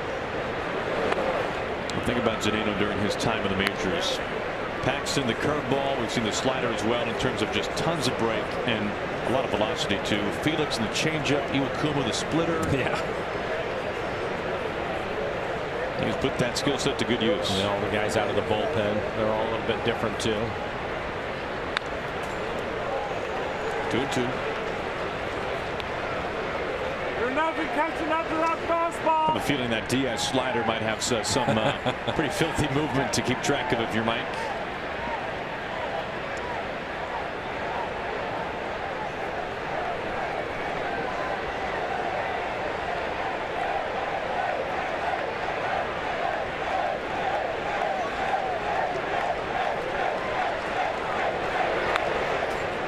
Bounce it back, still 2 balls and 2 strikes. Breaking ball was a little bit different. It almost looked as if James telegraphed a little bit, really slowed down as if he wanted to just try to throw it for a strike. Rarely do you see it at the top of the strike zone.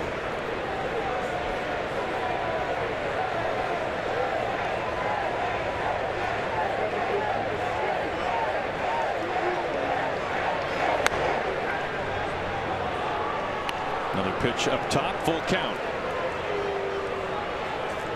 Paxton's season high 114 pitches.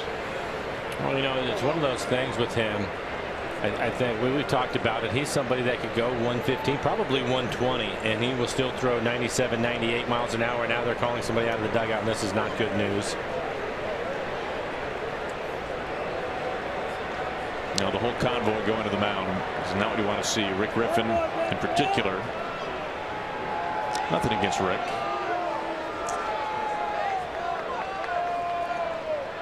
It's almost as if he's digging his thumb into his pec. Maybe into his armpit.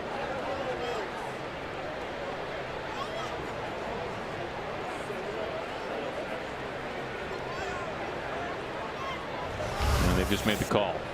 We'll take a look at this last pitch. I think it might have been the pitch before that one.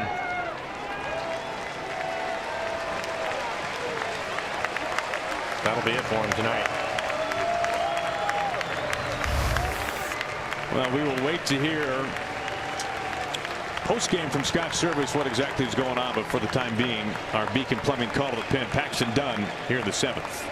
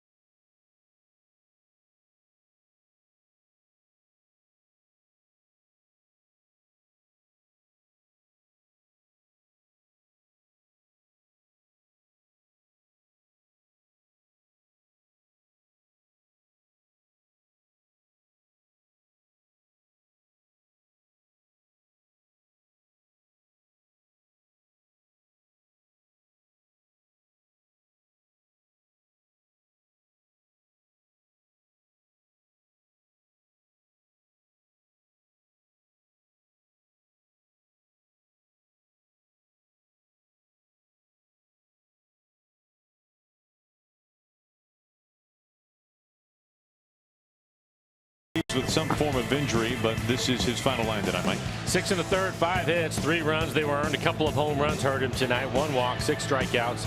He threw 107 pitches, 73 of those for strikes. Go back 3 pitches ago. Take a look. Almost pitch 105 and pretty good fastball. And you can see him starting to move around a little bit. Uncomfortable, and a couple pitches after that he was out of the ball game. So as soon as we hear something, we'll let you know. Hopefully it isn't anything serious. And here comes his second to last pitch. Well, and you can see those last 2 breaking balls, he threw both of them up out of the strike zone, which we have not seen all night. So he just wasn't comfortable enough to go ahead and finish the curveball and get him down in the zone. Again, it was back-to-back breaking balls for him, and both up in the zone, which we just have not seen from him, and clearly uncomfortable. A noticeable grimace after that last pitch in particular. And this one coming up, his last pitch on the night.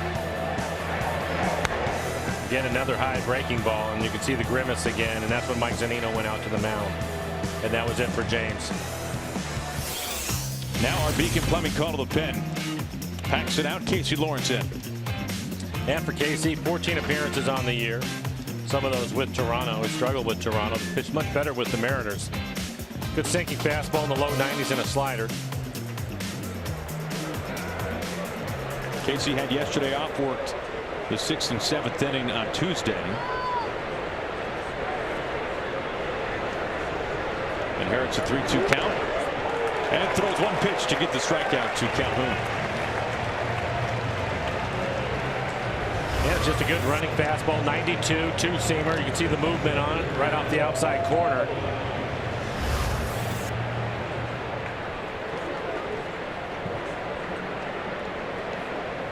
As Casey settles in, you will see that fastball at the bottom of the strike zone.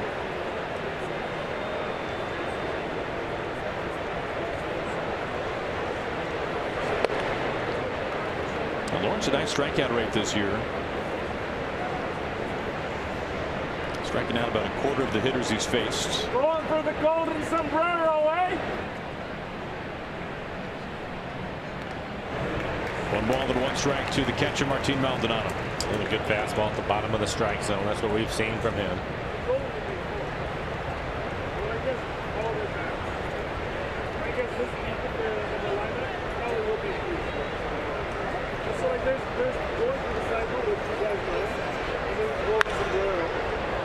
Look foul, 1-2.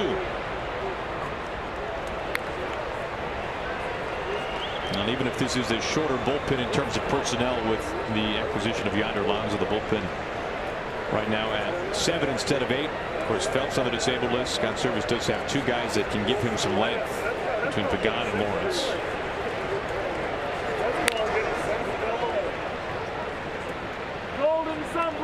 Sounds like they will get Phelps back towards the end of the month.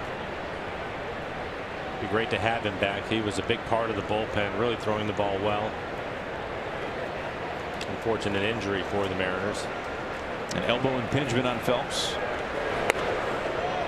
Another close, and it was.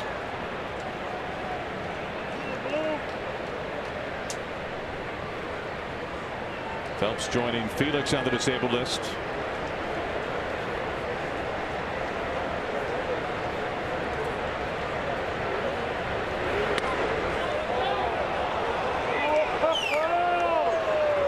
Right around the zone, facing Maldonado, a full count. And after pitching him inside, tried to start the fastball off the plate away and get the corner. Just missed.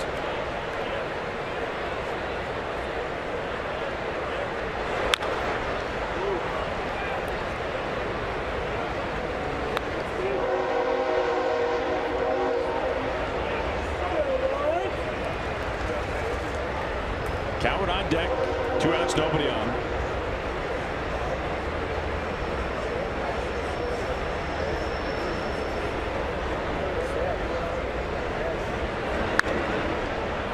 Line foul. A fine catch made. That's worth another look. And this is why you bring your glove.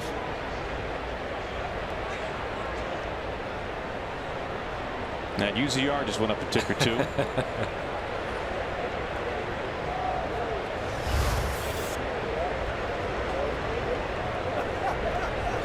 Glove broken in, right in the webbing.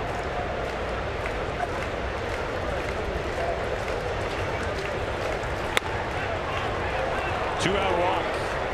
9-pitch walk for Maldonado. Now forget the desk, chair, and pull up a seat right here at Safeco Field next Wednesday when the Mariners host the Orioles for a special 12:40 afternoon matinee, final game of the homestand. Get ready to enjoy midweek Mariners baseball under the summer sun. You can pick up your tickets right now by just simply going to mariners.com. That'll be a big series against the Orioles. Baltimore trailing the Mariners by just 2.5 games in the wild card hunt. Mariners entering tonight as the second wild card team, right behind the Yankees. Anthony needs for a strike to count.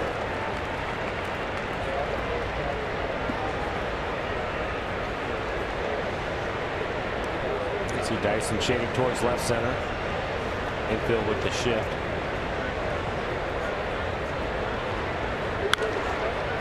Oh, 2.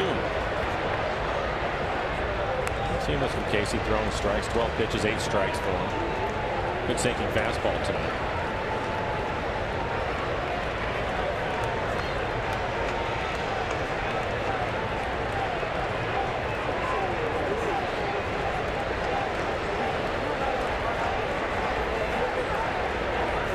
The 0-2 from Lawrence. A little bit high.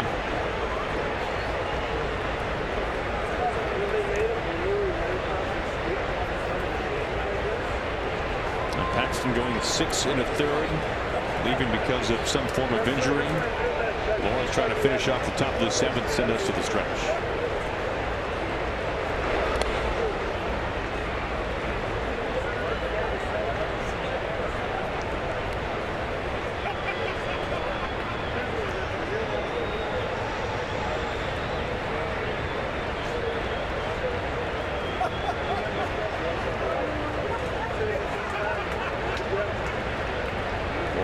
2 on the left side for Cowher.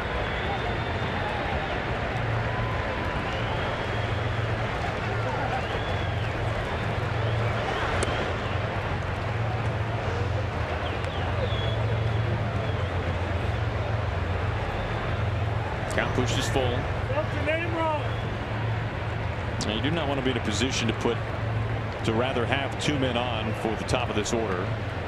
May have been followed by Trout and then Pujols.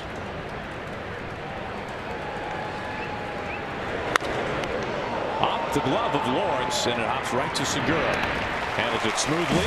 A man is left. It's time to stretch. Angels have the lead.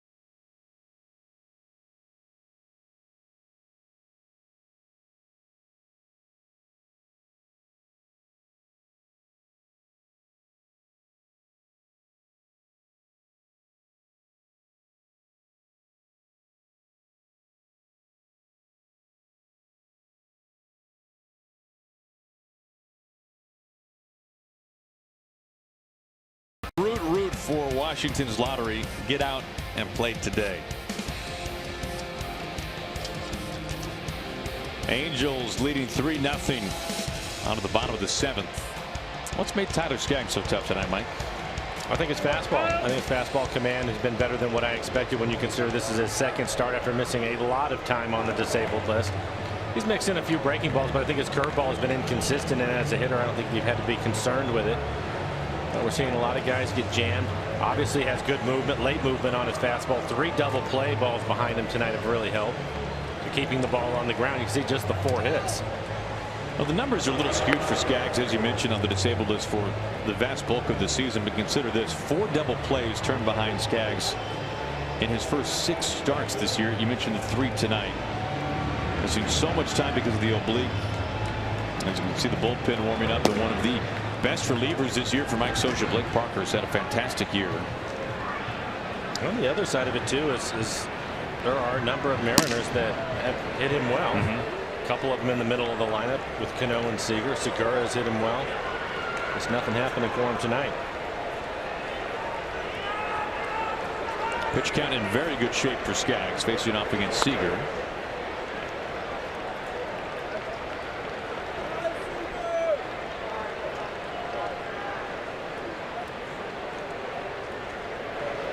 Skaggs 83 pitches his last start, working his way back from the disabled list.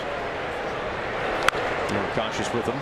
He's right at 80 now, and because he was able to get to 83, you figure he would be somewhere between 90 and 100, probably around the 95 range.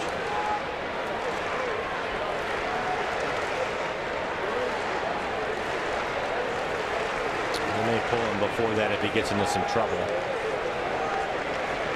because of the stress that he'll have. Simmons backing up. 1 out. We'll take a look at our Geico this date in big league history. We go all the way back to 1971. How about Harmon Killebrew becoming the 10th player in big league history with 500 home runs? I believe you mentioned Harmon Killebrew yesterday. I did, yes.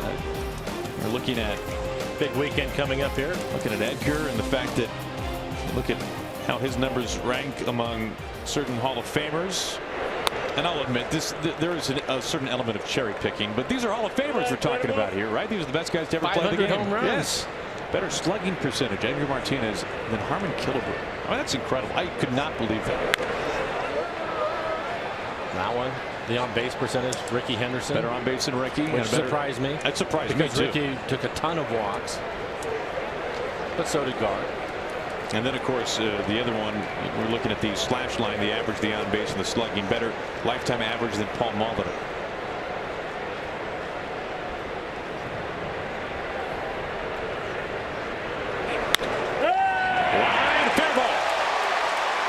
Heredia reaching for the third time in as many tries.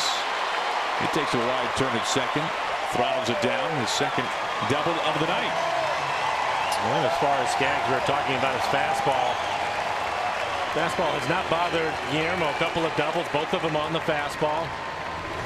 And I think a key is he gets it up in the zone. That one right there, probably top of the strike zone, maybe even just out of it. Level swing to stay on top of it and drive it down into the corner. That is not an easy thing to do. Really swinging the bat well tonight. His other double was out in left center field, and Mike Scioscia out of the dugout quickly. Skaggs now at 84 pitches. Now Parker has been fantastic this year for Mike Scioscia. He's going to pull the hook here on Skaggs. Go to the bullpen. One out, a runner in scoring position. Gamble coming up. Parker coming in.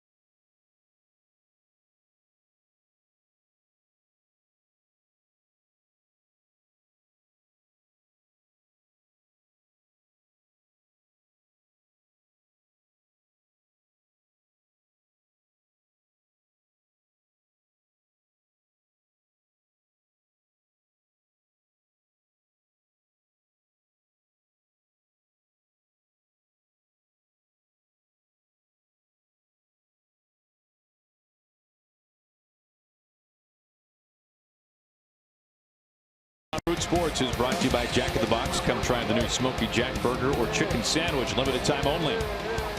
By BNSF Railway, sponsor of the BNSF Blast. By Money Tree, proud to make a donation to Mariners Care for every Mariners win. And by CenturyLink, connecting you to the power of the digital world. Tyler Skaggs done. Leaves a runner, 6 1/3 the rest of his line tonight. Mariners really had a tough time with him tonight outside of Heredia. 6 1/3, 5 hits. He's not giving up a run. He is responsible for Heredia, who's at second base. 3 walks, 5 hits, 84 pitches, 54 of those for strikes. Blake Parker going to take over for the Angels. 54 appearances on the year. He's pitched well for him. A 2.5 ERA, 63 strikeouts in 50 innings. Opponents hitting 181 against him. Good fastball at 94, split curve to go with it.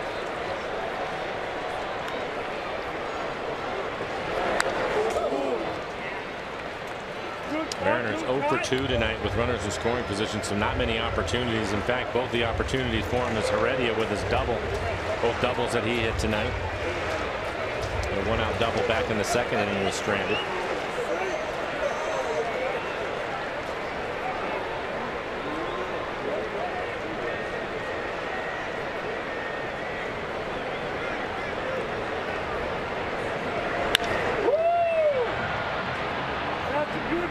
You don't often find a bullpen without a lefty in it. But Parker has been fantastic against left-handers, holding left-handed bats like Gamble to a 155 average with 4 extra base hits. Because of the split. You can see I was going to say a couple of fastballs away from Gamble. He'll probably see the split here. Heredia at second. In the dirt, there you go. Buries it at 82 miles an hour. Now the update you can see on James Paxton, left pectoral strain. And the injury on James.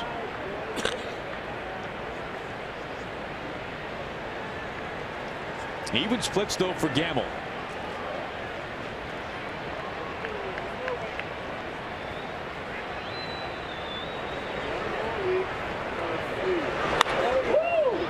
Out in front. Still 1-2. Now Parker, who was in camp with the Mariners a couple of springs ago, having just a sensational year. Highest strikeout per night, or just about the highest for any Angels reliever. Lowest opposing average, one of the lowest whips. Strikeout pitcher, and also has had the highest ground ball rate of any reliever in the Angels bullpen.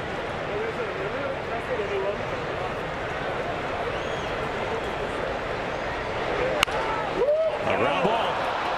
Parker looked over at third, flipped to first. Heredia 90 feet from home, now 2 outs. First time tonight the Mariners have had a runner stationed next to Manny Acta. But a lonely man tonight. And then for Gamble, after a couple of fastballs, it looked like 3 splits in a row. We're going to have a pinch hitter, Alonso. He's come out on deck. He will hit for Mike Zunino.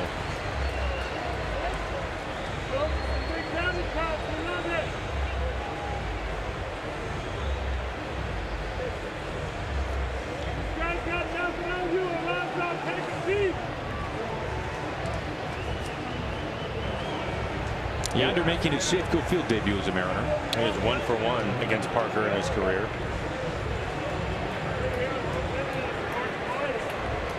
He was batting with 2 outs and Heredia at third base.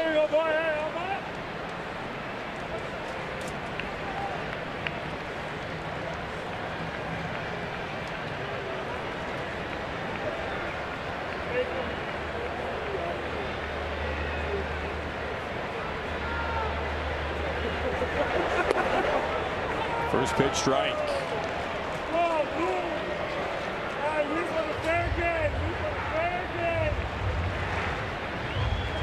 Now for the Angels, and we'll be seeing them of course for 3 more games after this. The Halos do not have a hard throwing bullpen. They've got one guy averaging over 95 miles an hour.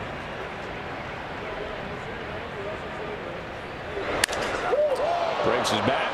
Foul ball.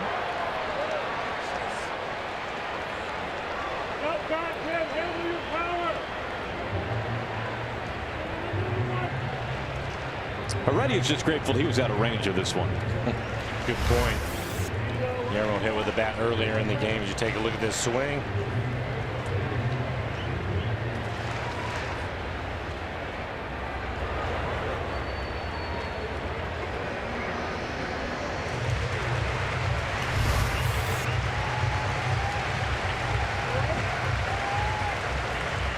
Two outs Heredia out of range at third.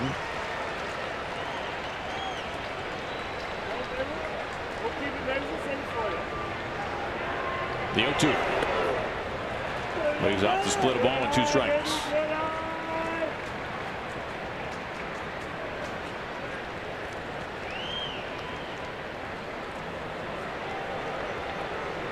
Skaggs working into the 7th.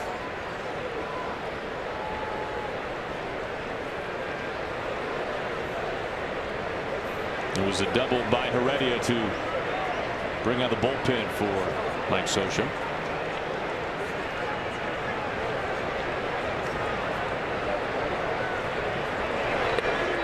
Check swing and appeal. 2 balls and 2 strikes. Pretty good eye. Couple of splits, both of them just off the plate away, barely down. Able to lay off of both of them, hoping to get another fastball.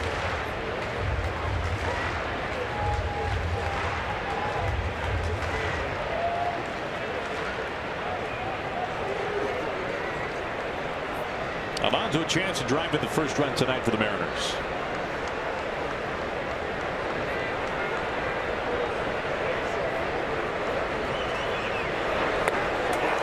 Won't happen here. Heredia stranded 90 feet from home. We completed 7. Angels leading 3-0.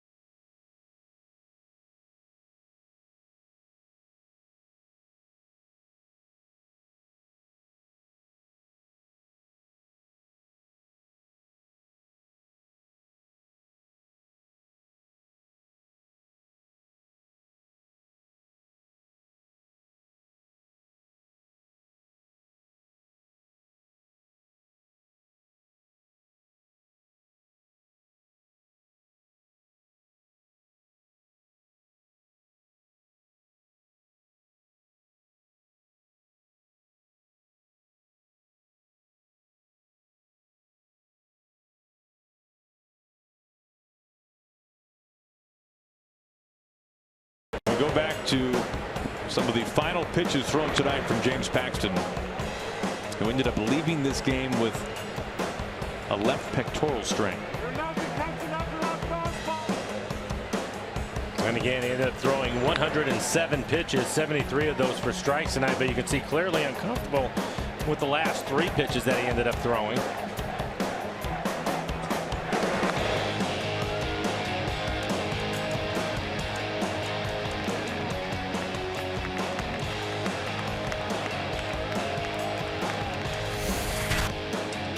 Casey Lawrence remains on the mound. It does not need much explanation, Mike, the value of James Paxton to the Mariners going forward. No, you're right. We were talking about it earlier in the ball game. His ability to pitch deeper into games has been critical for them, along with winning 7 in a row. It's been amazing what he's been able to do as Carlos Ruiz will take over at catching. Alonso hitting for Zunino, now Ruiz in for Alonso. So hopefully it's something that they were able to get in front of and won't be too serious, because they have to have him. Because when you look at the rotation, Felix just going on the disabled list again.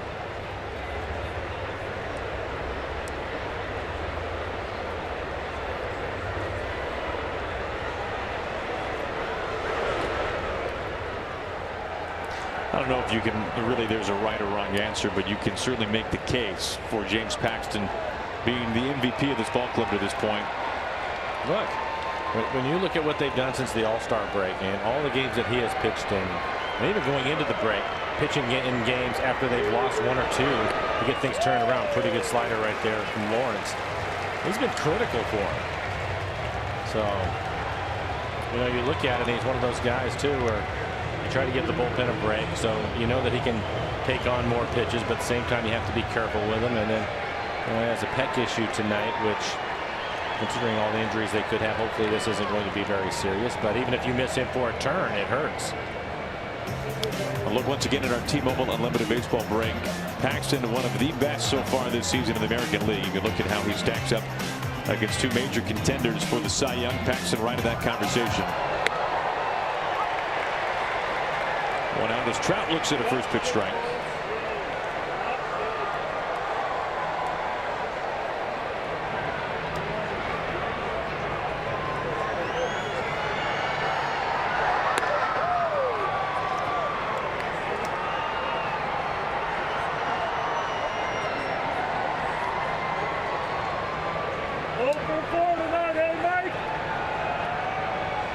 Looking at that picture right there with Mel Stottlemyre Jr. How about the job that he's had to do this year?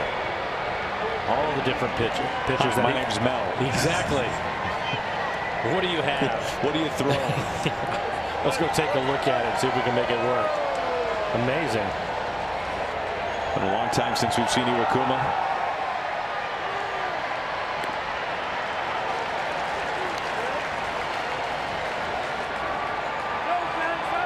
Iwakuma able to get out, play some long toss here at Safeco Field on Monday. Hopefully beginning the path back to the Mariners rotation.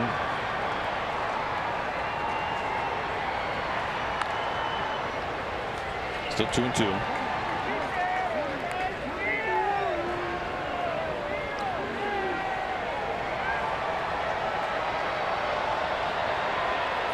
Now Trout having himself a year, especially against right-handers.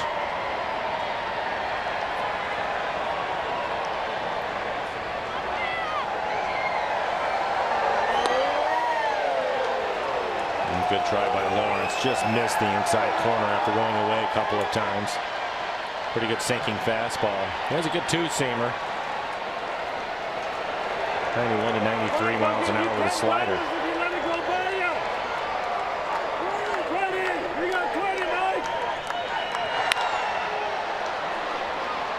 Dumps it in front of Heredia. Trout aboard for the first time tonight, a one-out single. On Saturday, Edgar Martinez, number 11, will be retired by the Seattle Mariners in a special pregame ceremony beginning at 5:30. Thanks to Alaska Airlines, the first 45,000 fans will take home their very own replica of the retired number plaque that'll hang in center field. Limited tickets do remain, but you can pick up yours by going to Mariners.com. 1-on-1 in front of Pujols. Thinking about the ceremony last season for Junior, having his number retired. The Angels were in town then as well, and one of the many memories from that day in particular when his number retired, there's a pretty good timing for the Angels to be able to be on hand to watch that ceremony, to see Junior.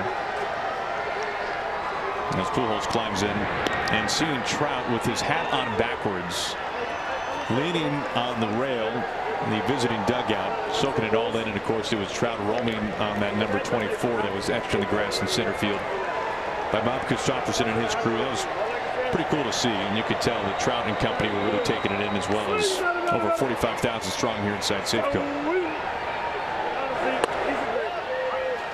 Do you think that there are a few major leaguers in today's game that were Ken Griffey Jr. fans? Just a couple.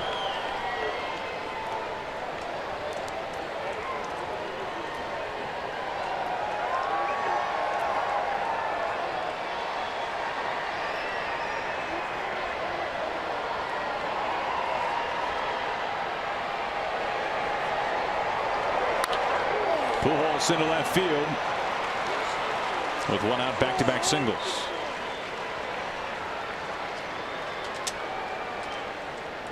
How about we take a look at our CenturyLink What's Next tomorrow, game 2 of 4. 7:10 first pitch. We are on the air at 6:30 here on Root Sports. Marco Gonzalez making his second start for the Mariners. We saw him make his Mariners debut, the 35th pitcher used by the Mariners this year at Kauffman Stadium on the road trip. He opposed by hard-throwing right-hander J.C. Ramirez. Found a home in the Angels rotation.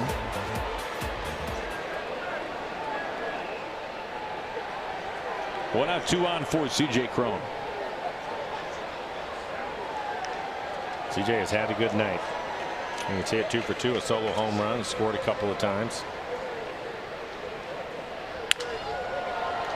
And towards the gap, Heredia closes on this one. 2 outs. Another Coors Light Silver Bullet Saturday is this weekend. The first 400 fans 21 and older in the pen during early happy hour receive a Silver Bullet Saturday t-shirt and extended happy hour pricing until first pitch. Well, Jerry DiPoto tells the story better than anybody, but when you talk about players in the majors today who watched Junior, Jerry tells the story of acquiring Malik Smith from the Braves in January. And as part of that deal, he called Malix and said, "Congratulations, you've been acquired by us, the Mariners, but don't get too comfortable.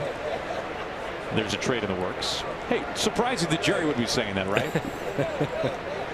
And what do you know, about an hour later, Jerry called Malix up again and told him that he was being traded to the Rays. part of the Drew Smyly deal. Malix is now up in the big leagues with Tampa Bay. And Malix's first comment to Jerry when he found out that he had been now traded by the Mariners was, "Oh man, I was looking forward to meeting Junior." That's his first comment. Well, he's up in the big leagues with Tampa now. Junior's just right down the street. Yeah, he's closer to him there than he would be here in Seattle.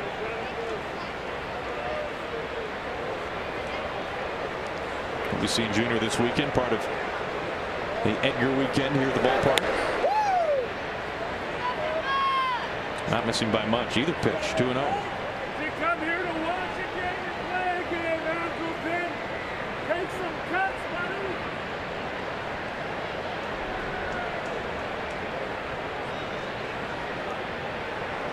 World's worst. World's business.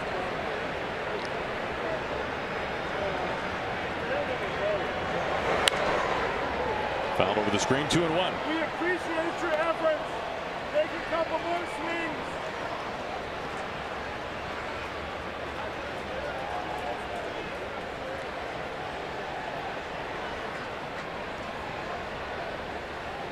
Your efforts are good, but not good enough.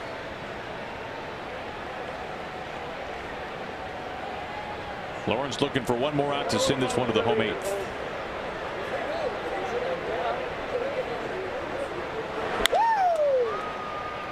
Fouled over towards Seager. He's had a pretty quiet night at third base. Segura has been busy. He hasn't been far from the action. No. 2-2.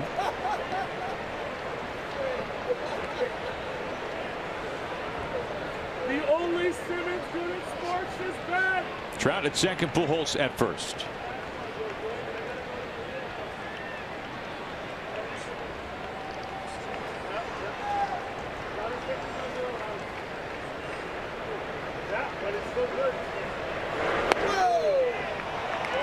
Oh, good slider. Pretty good discipline to lay off of that slider. Really close.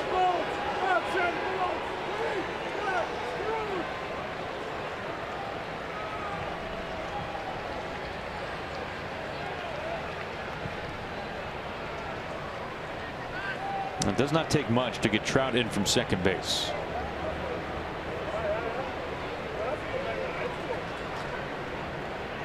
The 3-2 pops him up. Valencia, and Simmons gets out of the way. Danny, award or two for Anderson Simmons. And that takes us to the bottom of the eighth inning.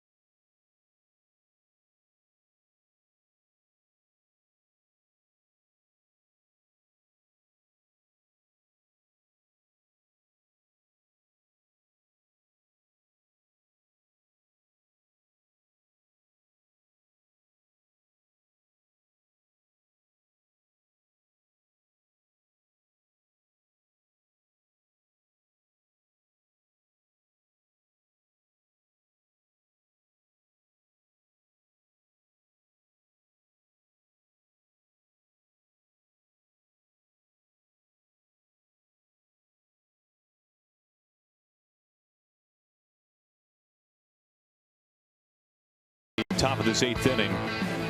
Simmons routine pop-up, looking down, then watch out.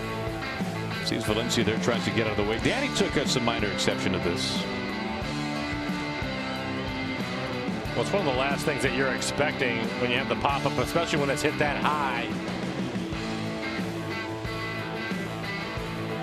There's plenty of time for Simmons to understand what was going on and to be clear of Danny, and really have to get that close to him.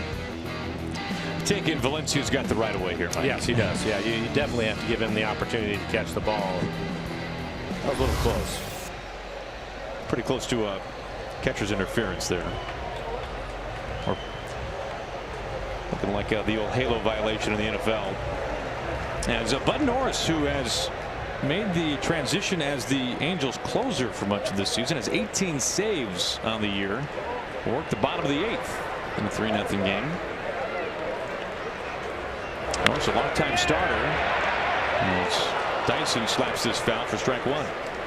His fastball at 94 miles an hour. Has a cutter, a slider, and a changeup to go with it. Actually going to be cutter, slider. A lot of cutters from him. His cutter right around 90. Well, Norris pretty fresh. He has thrown just 8 pitches the last 5 days.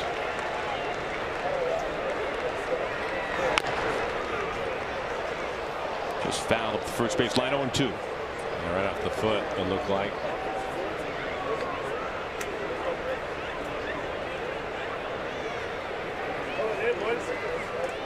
Come on, guys. That's trying to walk that off a little bit.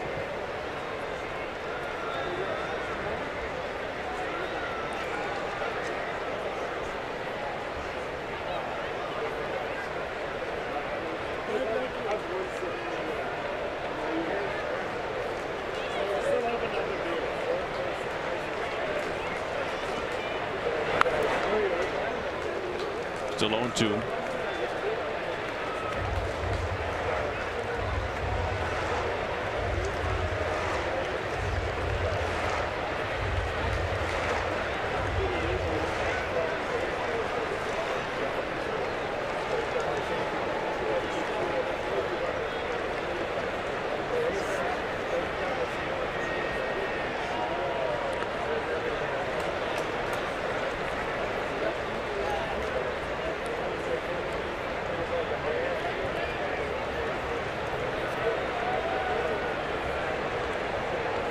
Now the Mariners facing the A-team of relievers for the Angels here tonight with this 3-0 Anaheim lead.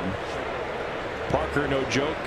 We knew his numbers coming into tonight were fantastic. Retired the first 2, the only 2 men that he faced in back of Skaggs as Dyson gets caught looking.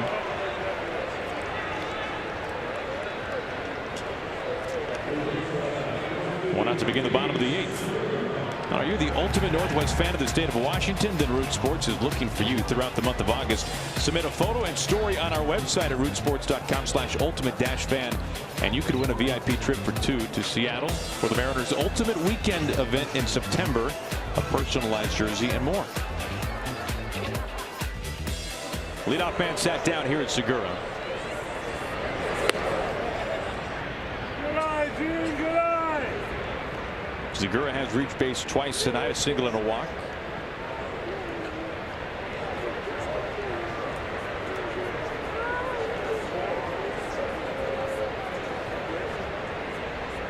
It's 17th alive.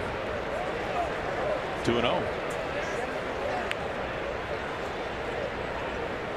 Now, Norris has struggled a little bit with ball 4 this season. He has walked more batters than any reliever for the Angels this season. We saw the 18 saves, but his ERA over 4. That's part of the reason why. James Pazos continues to throw in the Mariner pen, hard throwing left-hander. Check swing and a strike, 2-1.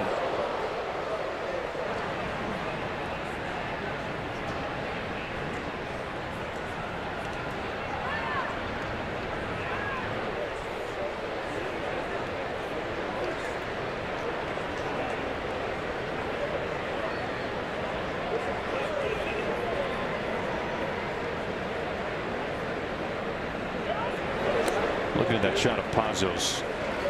Safeco Field is one of the gems in baseball, and one of the great elements of this ballpark is being able to be that close to the bullpen, whether it be watching a guy like Paxton or Felix pregame warming up, or just leaning up on that rail when a guy like Pazos or Diaz is getting loose. And that is a real treat.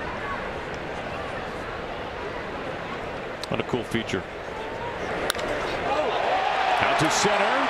Trout showing his numbers. Trout out of room. Gone. Home run. Mariners are on the board. Gene Segura, number 7. And the door is cracked open a little bit against these Angels.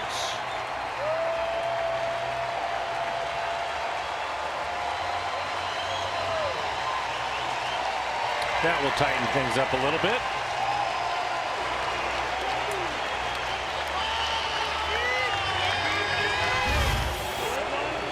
We'll take a look at it. Fastball right in the middle of the plate, and he hits every bit of it. Especially at this time in the evening, to hit it out of center field.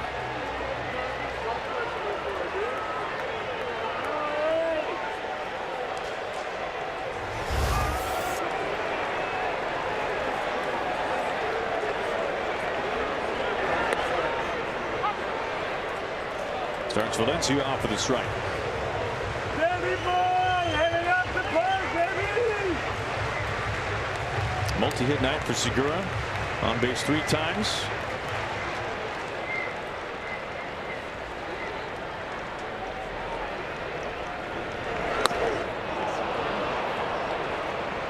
Nothing in 2. That's all right, Big Daddy Cox, you got it!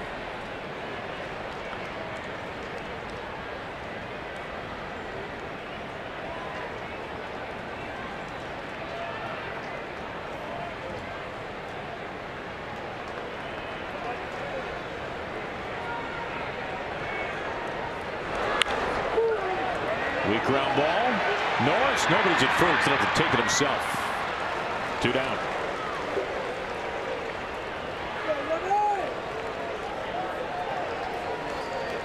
Rare to see a 1 unassisted. Norris paying attention though, because Crone, the first baseman, was never going to get there. He was coming over to field the ground ball, thinking Norris was going to cover. He took it himself. Let's take a look at Segura, again with his 7th home run. Put the Mariners on the scoreboard. Let's see what Robbie can do here. You are a bloop and a blast away from tying this one up, and you have Cano at the plate here and the boomstick on deck. Speaking of blasts. Yeah, and as you mentioned, the Angels do not have a left-hander in their pen. Probably most of the times you would see the lefty at this point. They would save the left-hander for Robbie. That is not available to him. It would be Norris. Nobody getting loose in their bullpen. Well, Norris has been tough on left-handers. Left-handed hitters batting beneath 170 against him. And if you can believe it, he has not given up an extra base hit to a left-handed batter. Oh, that is amazing. Probably because of the cutter in on their hands. Just have great command of that. That's just a good fastball at 96 miles an hour.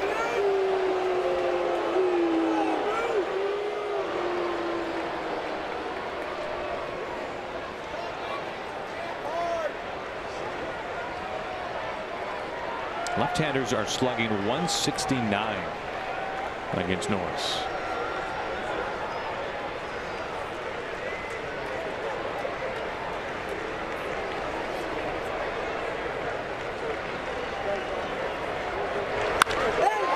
Towards the gap in left center field for a base hit. And here is the first extra base hit by a left-handed bat against Norris this season. It comes at a fine time. The Mariners will bring the tying run to the plate as Cano checks in with a double.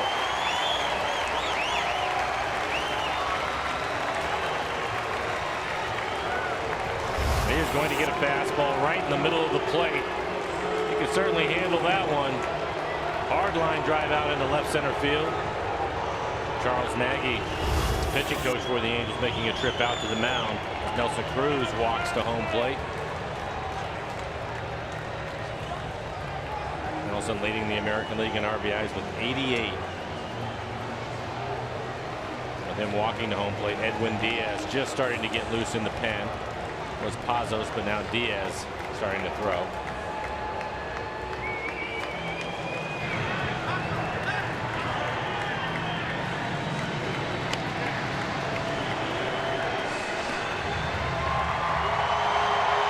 Now this looking like a fine time for Nelson Cruz in his first hit of the ballgame.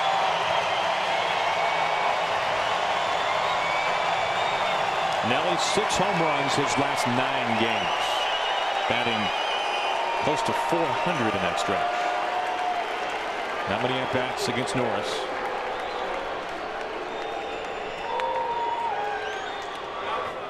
Staying away with ball 1.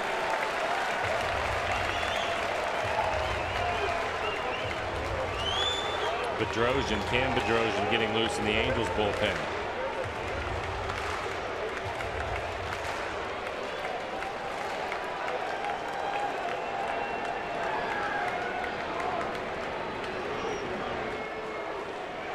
Two outs, Cano at second base. A run in thanks to Segura's blast out to center.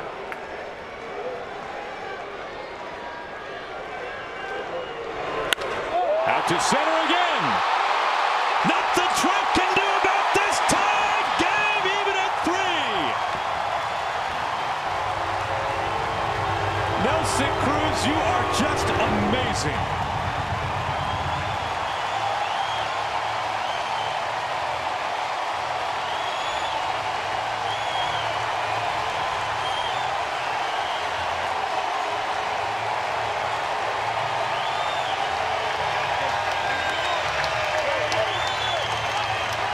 Amazing is right. When you see the location of this pitch, it looked like a cut fastball, and it is on the outside corner, probably right at the knees. Little cutter.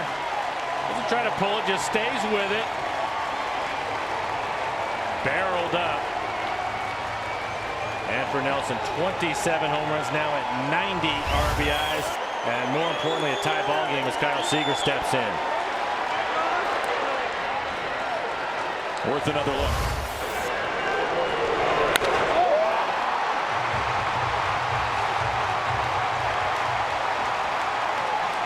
What do we have now? 7 home runs in the last 10 games? Oh, yeah, the tally now 7 and 10. That's 7 correct. and 10, yeah. 1-1. Just awesome.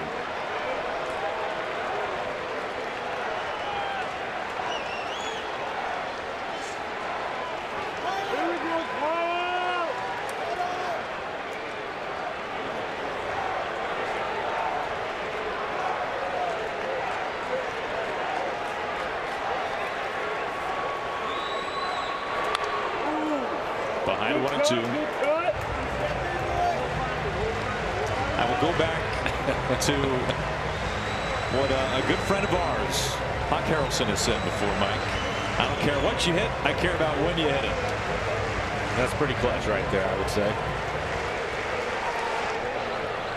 And it will be Diaz pitching in the top of the ninth.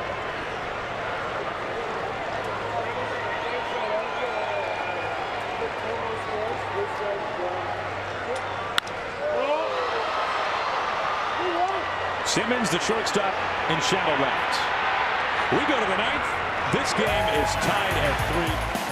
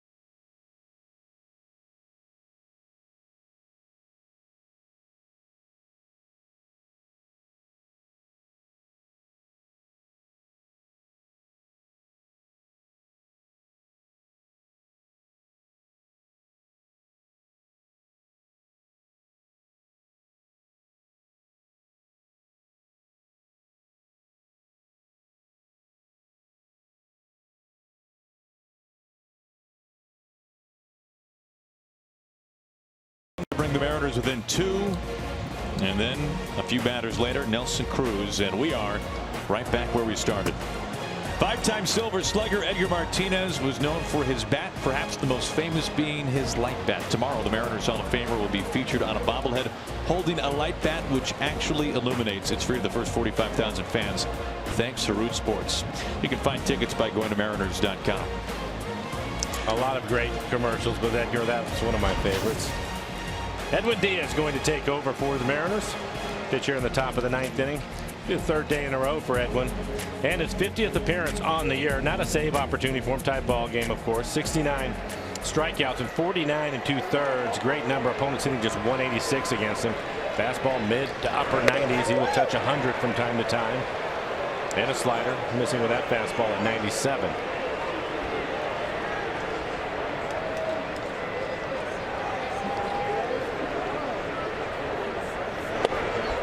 Mike, you have spent a ton of time around one of the best of all time in King Griffey Jr. Yes. And there's something about guys, of course, Jr. one of the greatest, but Nelson Cruz, that clutch gene to be able to come up with those big hits when you need it the most. The Mariners were just on life support going into that bottom of the 8th inning. And nothing happening for him. Absolutely nothing offensively happening. Segura with the home run. Okay. That at least gets him on the scoreboard, but with a couple of outs, Nelson Cruz doing what he's doing. And look, you know, I think it's one of those things. It's interesting how it works sometimes. As Diaz trying to find a strike zone. There, 1 count. But you mentioned Jr. obviously very clutch, but so is Edgar. And sure, you know, you look at Cruz as the DH here, and this is the weekend of the DH in Edgar Martinez. So great point. Pretty good stuff. Now, not what Diaz was hoping to do. Leadoff walk to Pennington to begin the 9th.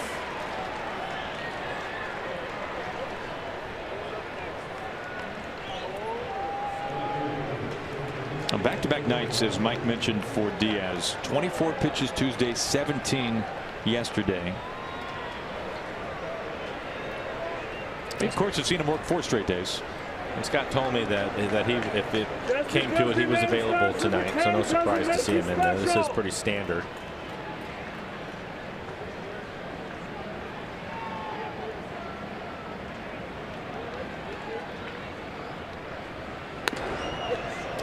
Ball into Calhoun. Well, Stottlemyre, Robinson, Cano out to the mound, but DeRozan, we saw him earlier, getting loose. Jesse Chavez, the other right-hander.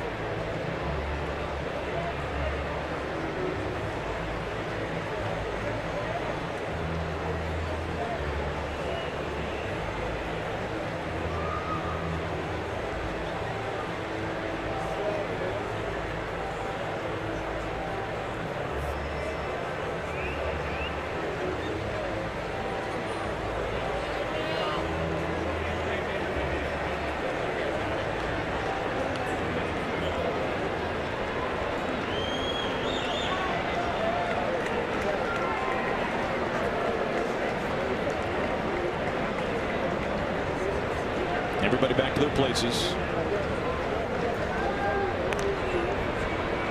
And I am Pennington. It's a good idea to keep an eye on him. The one thing with the Angels is they've had a lot of struggles offensively, but they will run first and stolen bases. Again. And he was leaning that time.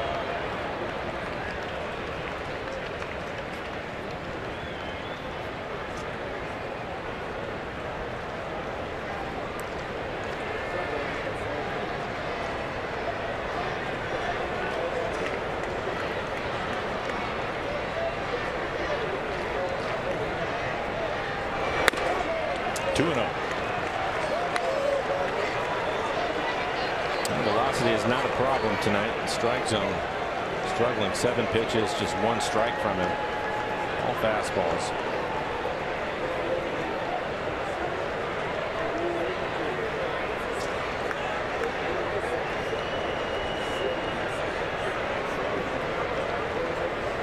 Time call. You're soft.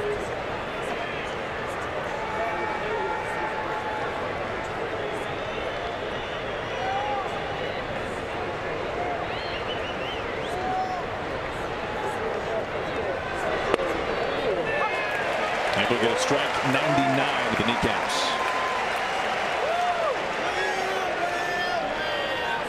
Don't get injury, Cole.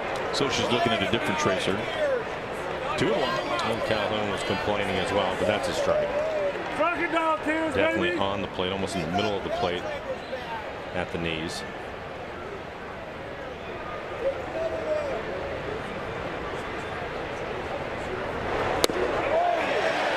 An appeal, he goes, and the count levels out. And the first slider of the inning.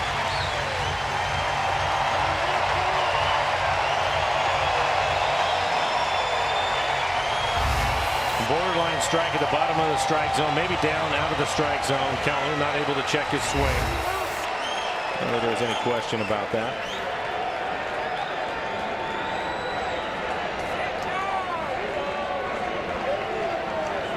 You look like you wear socks and sandals. Time call again.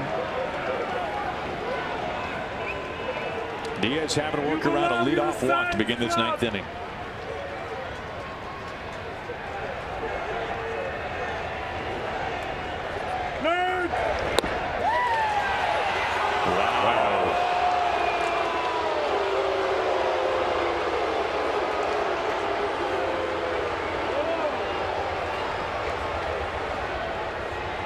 This is just a good fastball right at the knees, middle of the plate.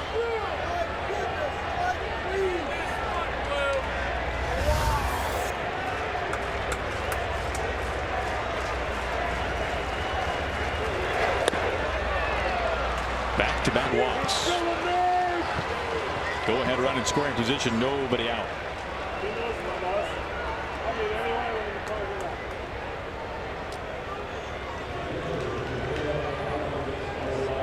Walk on a slider.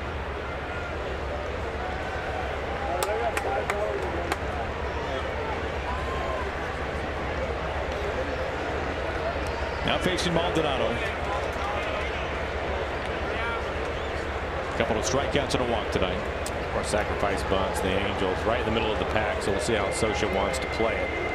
Diaz cannot be a real comfortable AB to bunt. You can see Maldonado squaring around early. 0-1.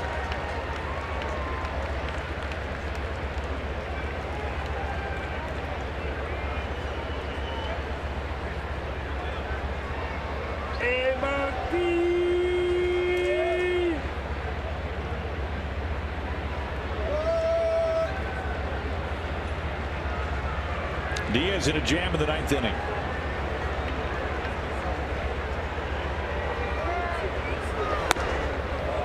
Brushes him back, 1-1. It's worth a try. Throw the high strike if you can get it. Maybe up out of the strike zone if he tries to bunt it. Maybe you'll get him to pop it up. Key to throwing that pitch is to get strike one, and he was able to do it.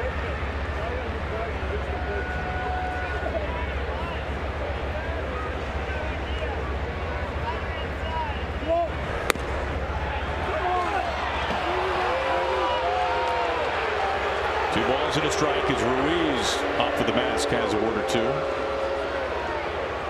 All we want is a fair game, Bob. This isn't about you, Blue.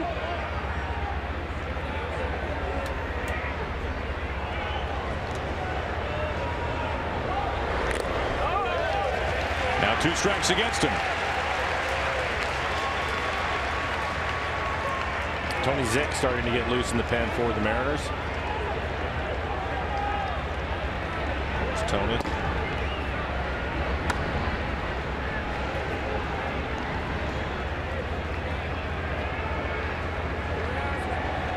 Coward on deck.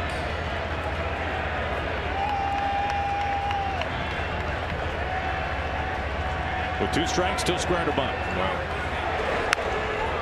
And he gets it down. Valencia over to third base, and they get the lead man right there. Pennington cut down.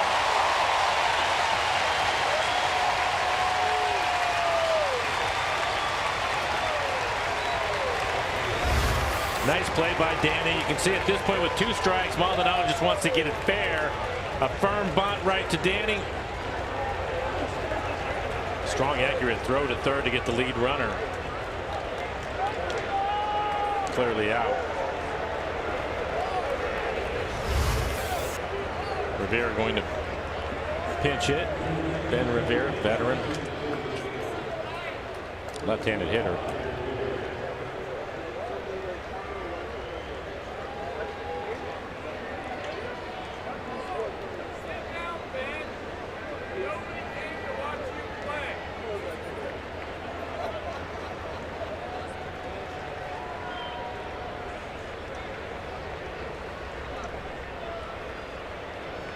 Maldonado at first, Calhoun now at second.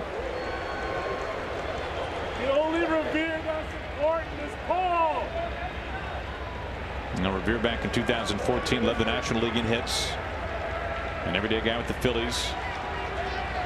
His first year now with the Angels. Strikeout once has been coming by left. Good to see strike one. It appears that Diaz is starting to settle down. 17 pitches, 7 strikes for him. We've seen Rivera this year. He can still run. He'll get down the line in pretty good shape. Tough to double him up.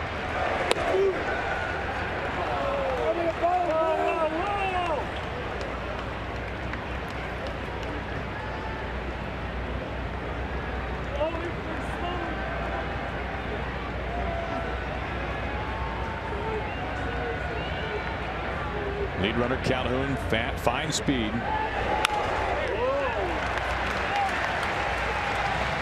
You play this differently, Mike, if you've got Maldonado at second base versus Calhoun at second base if you're the defense. Calhoun runs well. You have to be aware of that.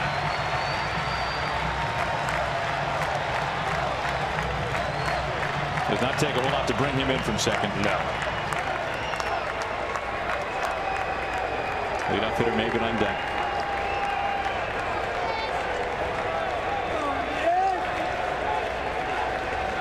The 1-2. Segura having to cover some ground. Cano for one. That's all they'll get. Mike mentioned it. Revere runs well. Calhoun to third. Maldonado cut down at second. Well, Rivera, he thought he was going to hit it in the hole. Segura showing some range, gets rid of it quickly. No chance for the double play. The Angels now 0 for 4 with runners in scoring position. Back to the leadoff hitter, Maben.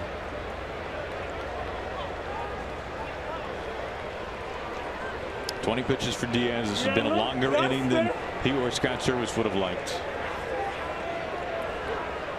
But still a chance to get out of this one unscathed.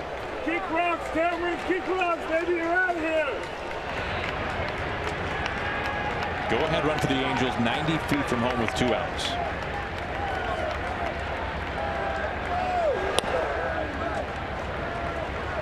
Starts him off with a slider missing.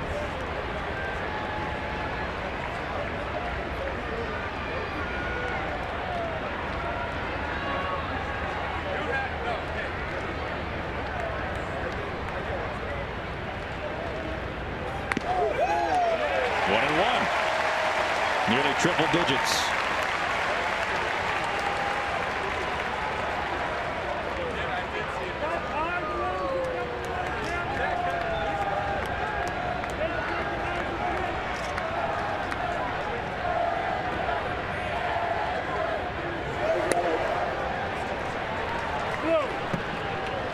Awfully close.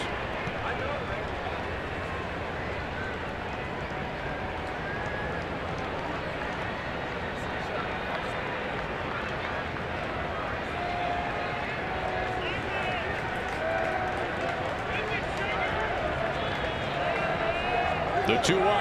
Revere taken off. He's into second base. Nobody was there. That's a steal for Revere.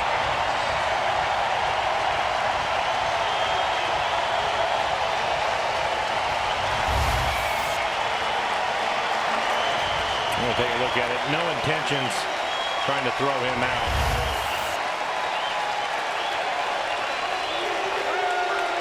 Diaz to 2-2.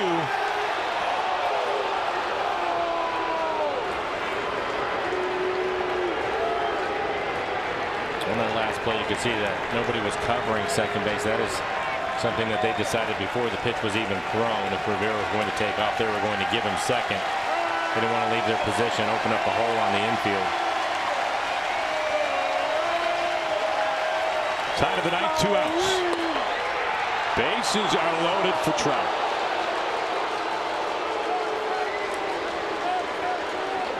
That is not what Scott Service wanted to see.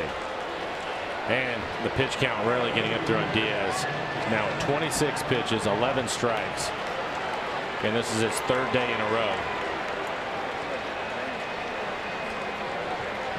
3 walks this inning.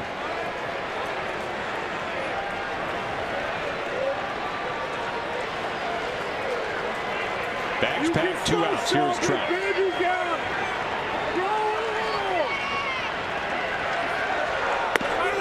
Strike 1.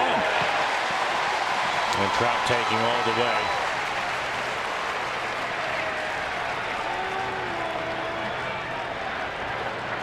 You talk about a matchup. Diaz versus Trout, 9th inning. Bases loaded, 2 outs. Line drive, and it's over Seager's head. Fair ball. Angels are taking the lead. Calhoun in.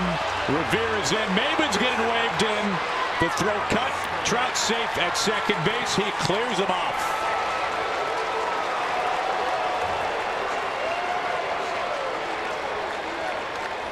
He strikes again.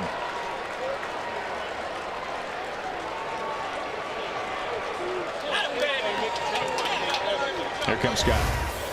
On the slider, down and away.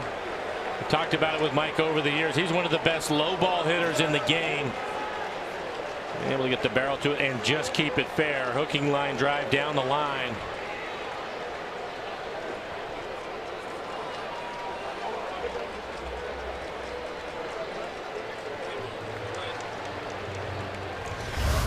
Diaz done. Zick coming in.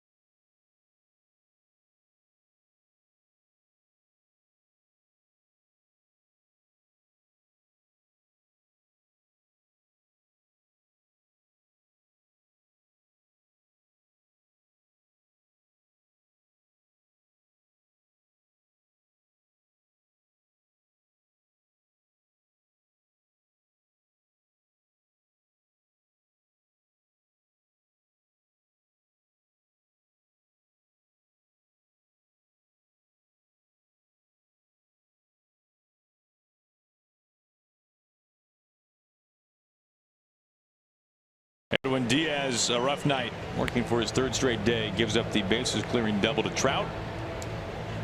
6-3 Angels, and Tony Zick on to get the final out here in the 9th. Poor Tony. 41 appearances on the year, 5-2 record, 2.17 ERA. Opponent's hitting 198. Good sinking fastball at 95 miles an hour and a slider.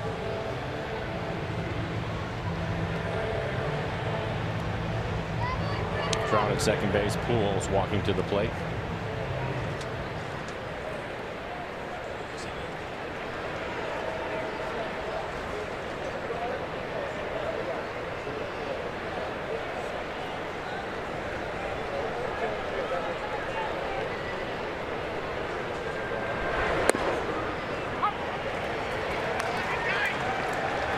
Slider at the knee, 0-1.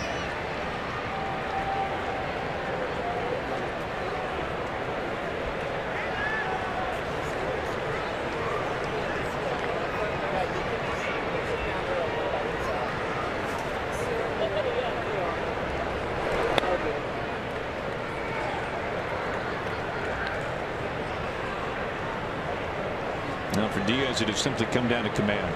The stuff is filthy. Well, there has not been a hotter closer going since the All-Star break. It just hasn't been. And tonight, you're right, it was all about his command. He topped out at 99 miles an hour. It's just a matter of being able to work ahead in the strike zone. 3 walks ended up costing him, along with that base hit by Trout.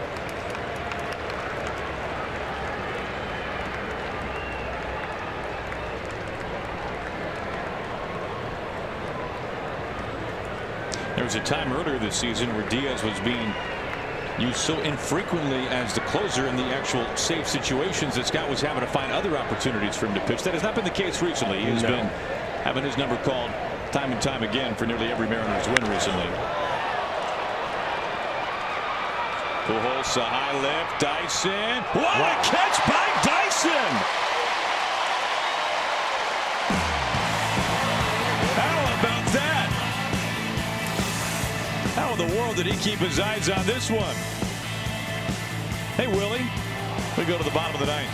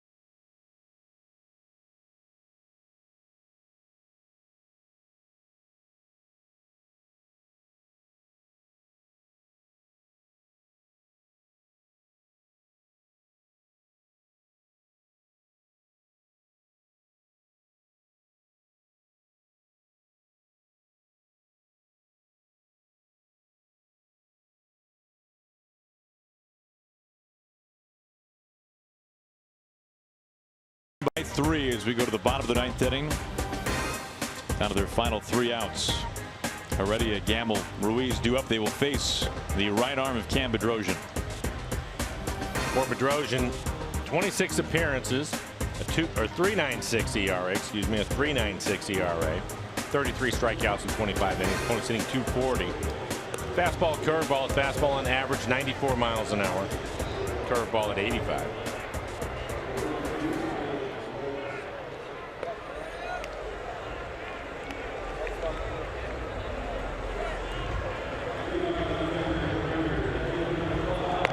Already a couple of doubles in this one tonight.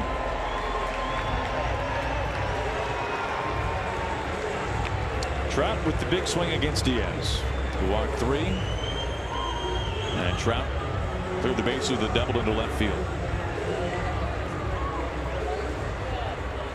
Bedrosian had yesterday off. On Tuesday, just 1 inning of work. Heredia with a good night, a couple of doubles and a walk.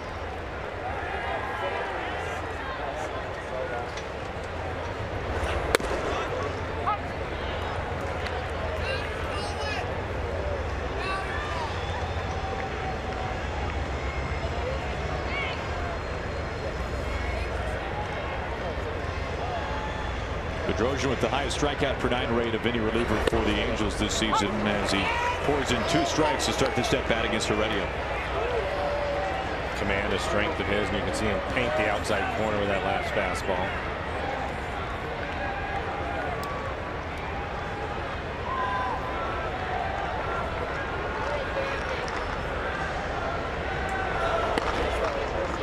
Able to hold back 1-2.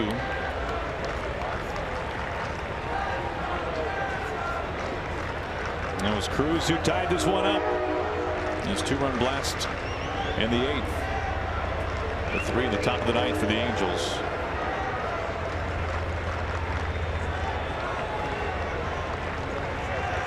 Angels trailing the Mariners by 2 games in the wild card race entering tonight.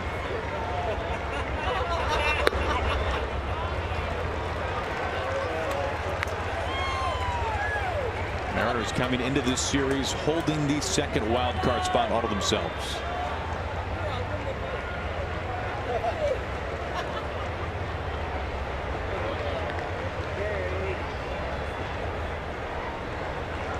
The 2-2.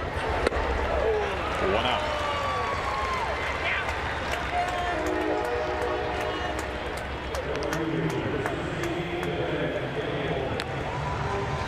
Last pitch just off the outside corner. Too close to take. Heredia just trying to get a piece of it to stay alive. Didn't happen. That's a 2 for 3.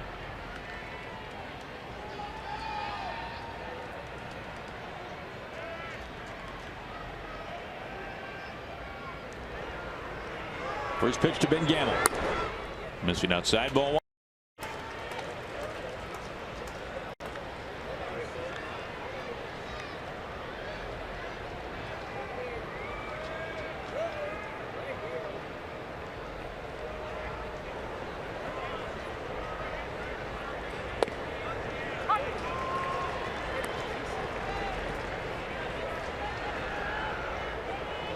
Bedrosian 3 for 5 in save tries this season. Norris has spent plenty of time this year as Mike Scioscia's closer, nearly 20 saves on the season. He was the one who gave up the runs in the 8th. And as Bedrosian working the 9th.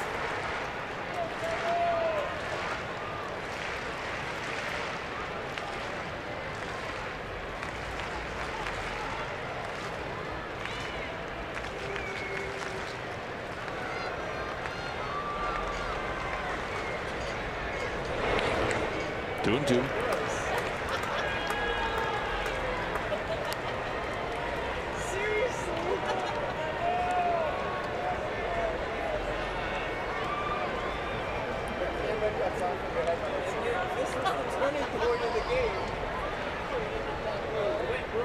look at the Mariners since the All-Star break. The best record in the American League. There have not been many nights where the Mariners have been held to 3 runs. Over the mound. Simmons cuts it off. The pick at first base by Crone, and Gamble looking maybe a little surprised. Yeah, he wasn't able to get much on the throw, and when it hits the dirt, it slowed it up a little bit. Pretty good pick by Crone at first, but we know that Ben can really get down the line. And just gets him. Good call. Now last hope for the Mariners tonight, Carlos Ruiz.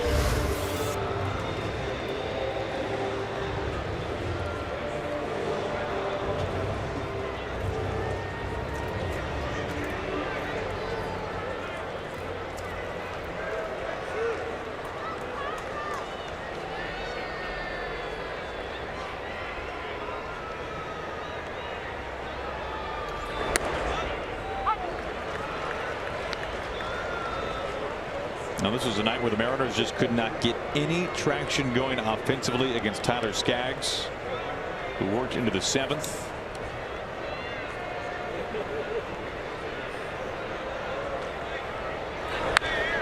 Able to get runs off of the bullpen. A couple of big home runs, Segura and Cruz in the 8th. And everyone kind of holding their breath to find out the news on James Paxton. Having to leave this game with the pectoral strain. Well, and after the home run by Cruz to tie the game up, you had to feel pretty good about things, especially with the way the Mariners have been playing lately. Fortunately, we mentioned that Diaz and his command just wasn't there.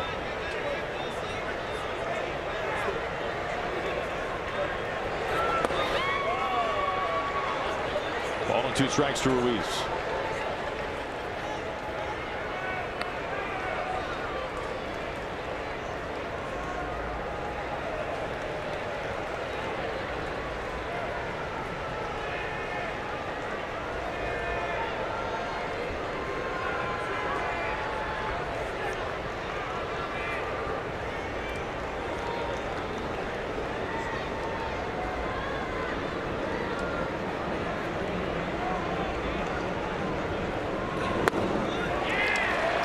Mariners take game one. They rally the ninth inning to score 3 runs thanks to that man.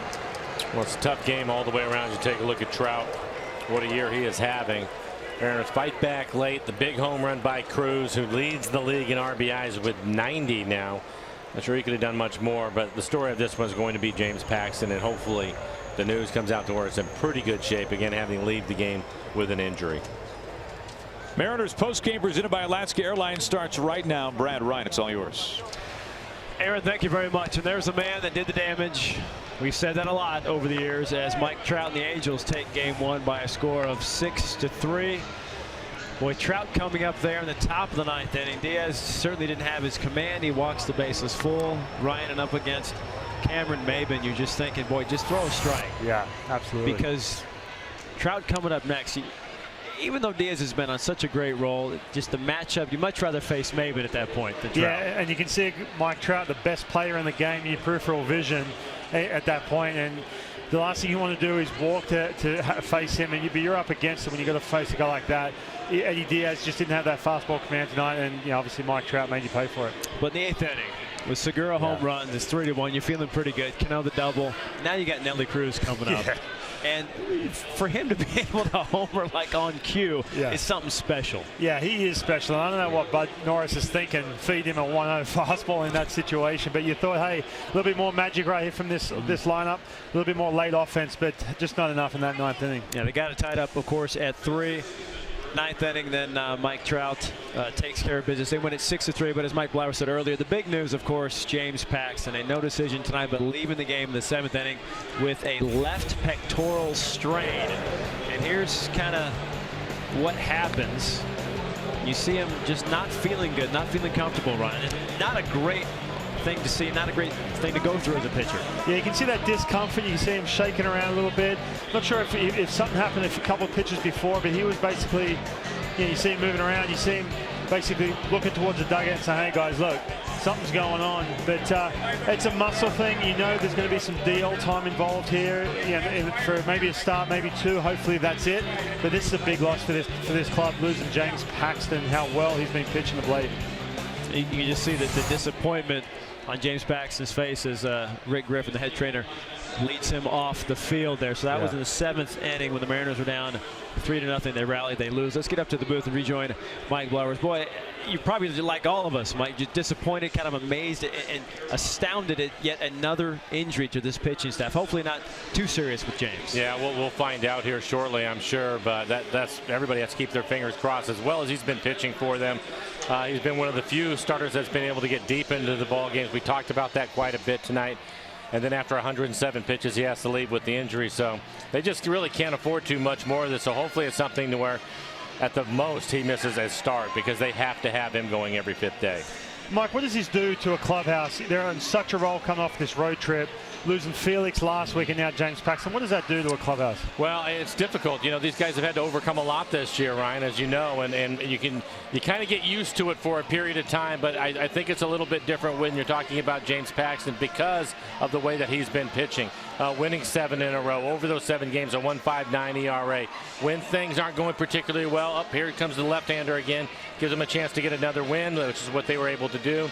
So it's difficult, and then really we'll find out here. It comes down to the news. If it's going to be a couple, 2 or 3 weeks, something like that, that's going to be difficult in the clubhouse. And another pitching move made, if that's the case, Mike. Someone we've seen obviously from Tacoma before. And can we put any more stress or pressure happen, you think, going forward with these guys? Yeah, I think, again, that's been part of the process here. And really, I think if you look at this club and where they're at right now, with the way the starters have been going, James aside, they're just trying to get to September 1st because they can expand the rosters and get more arms up here to help them out. But without James to take the ball and get at least 6 innings, if not 7 or 8, when he goes out there, you're putting a lot of pressure on a bullpen that's already had to do a lot of work here in the second half. And already down from 8 to 7. All right, Mike, hey, we appreciate the time. Fingers crossed, buddy. Thank you. Bet. All right, Mike Blauer's there talking about James Paxton again. left pectoral strain. We do not know the severity. Hopefully we'll hear from skipper on James Paxton, try to get a little bit more of an update for you. But not good whenever a pitcher takes himself out of the game, and not good when Mike Trout blasts a bases clearing double in the top of the 9th inning. Everybody scores. 6-3. The Angels take it. More news from Paxton coming up on Mariners postgame, presented by Alaska Airlines.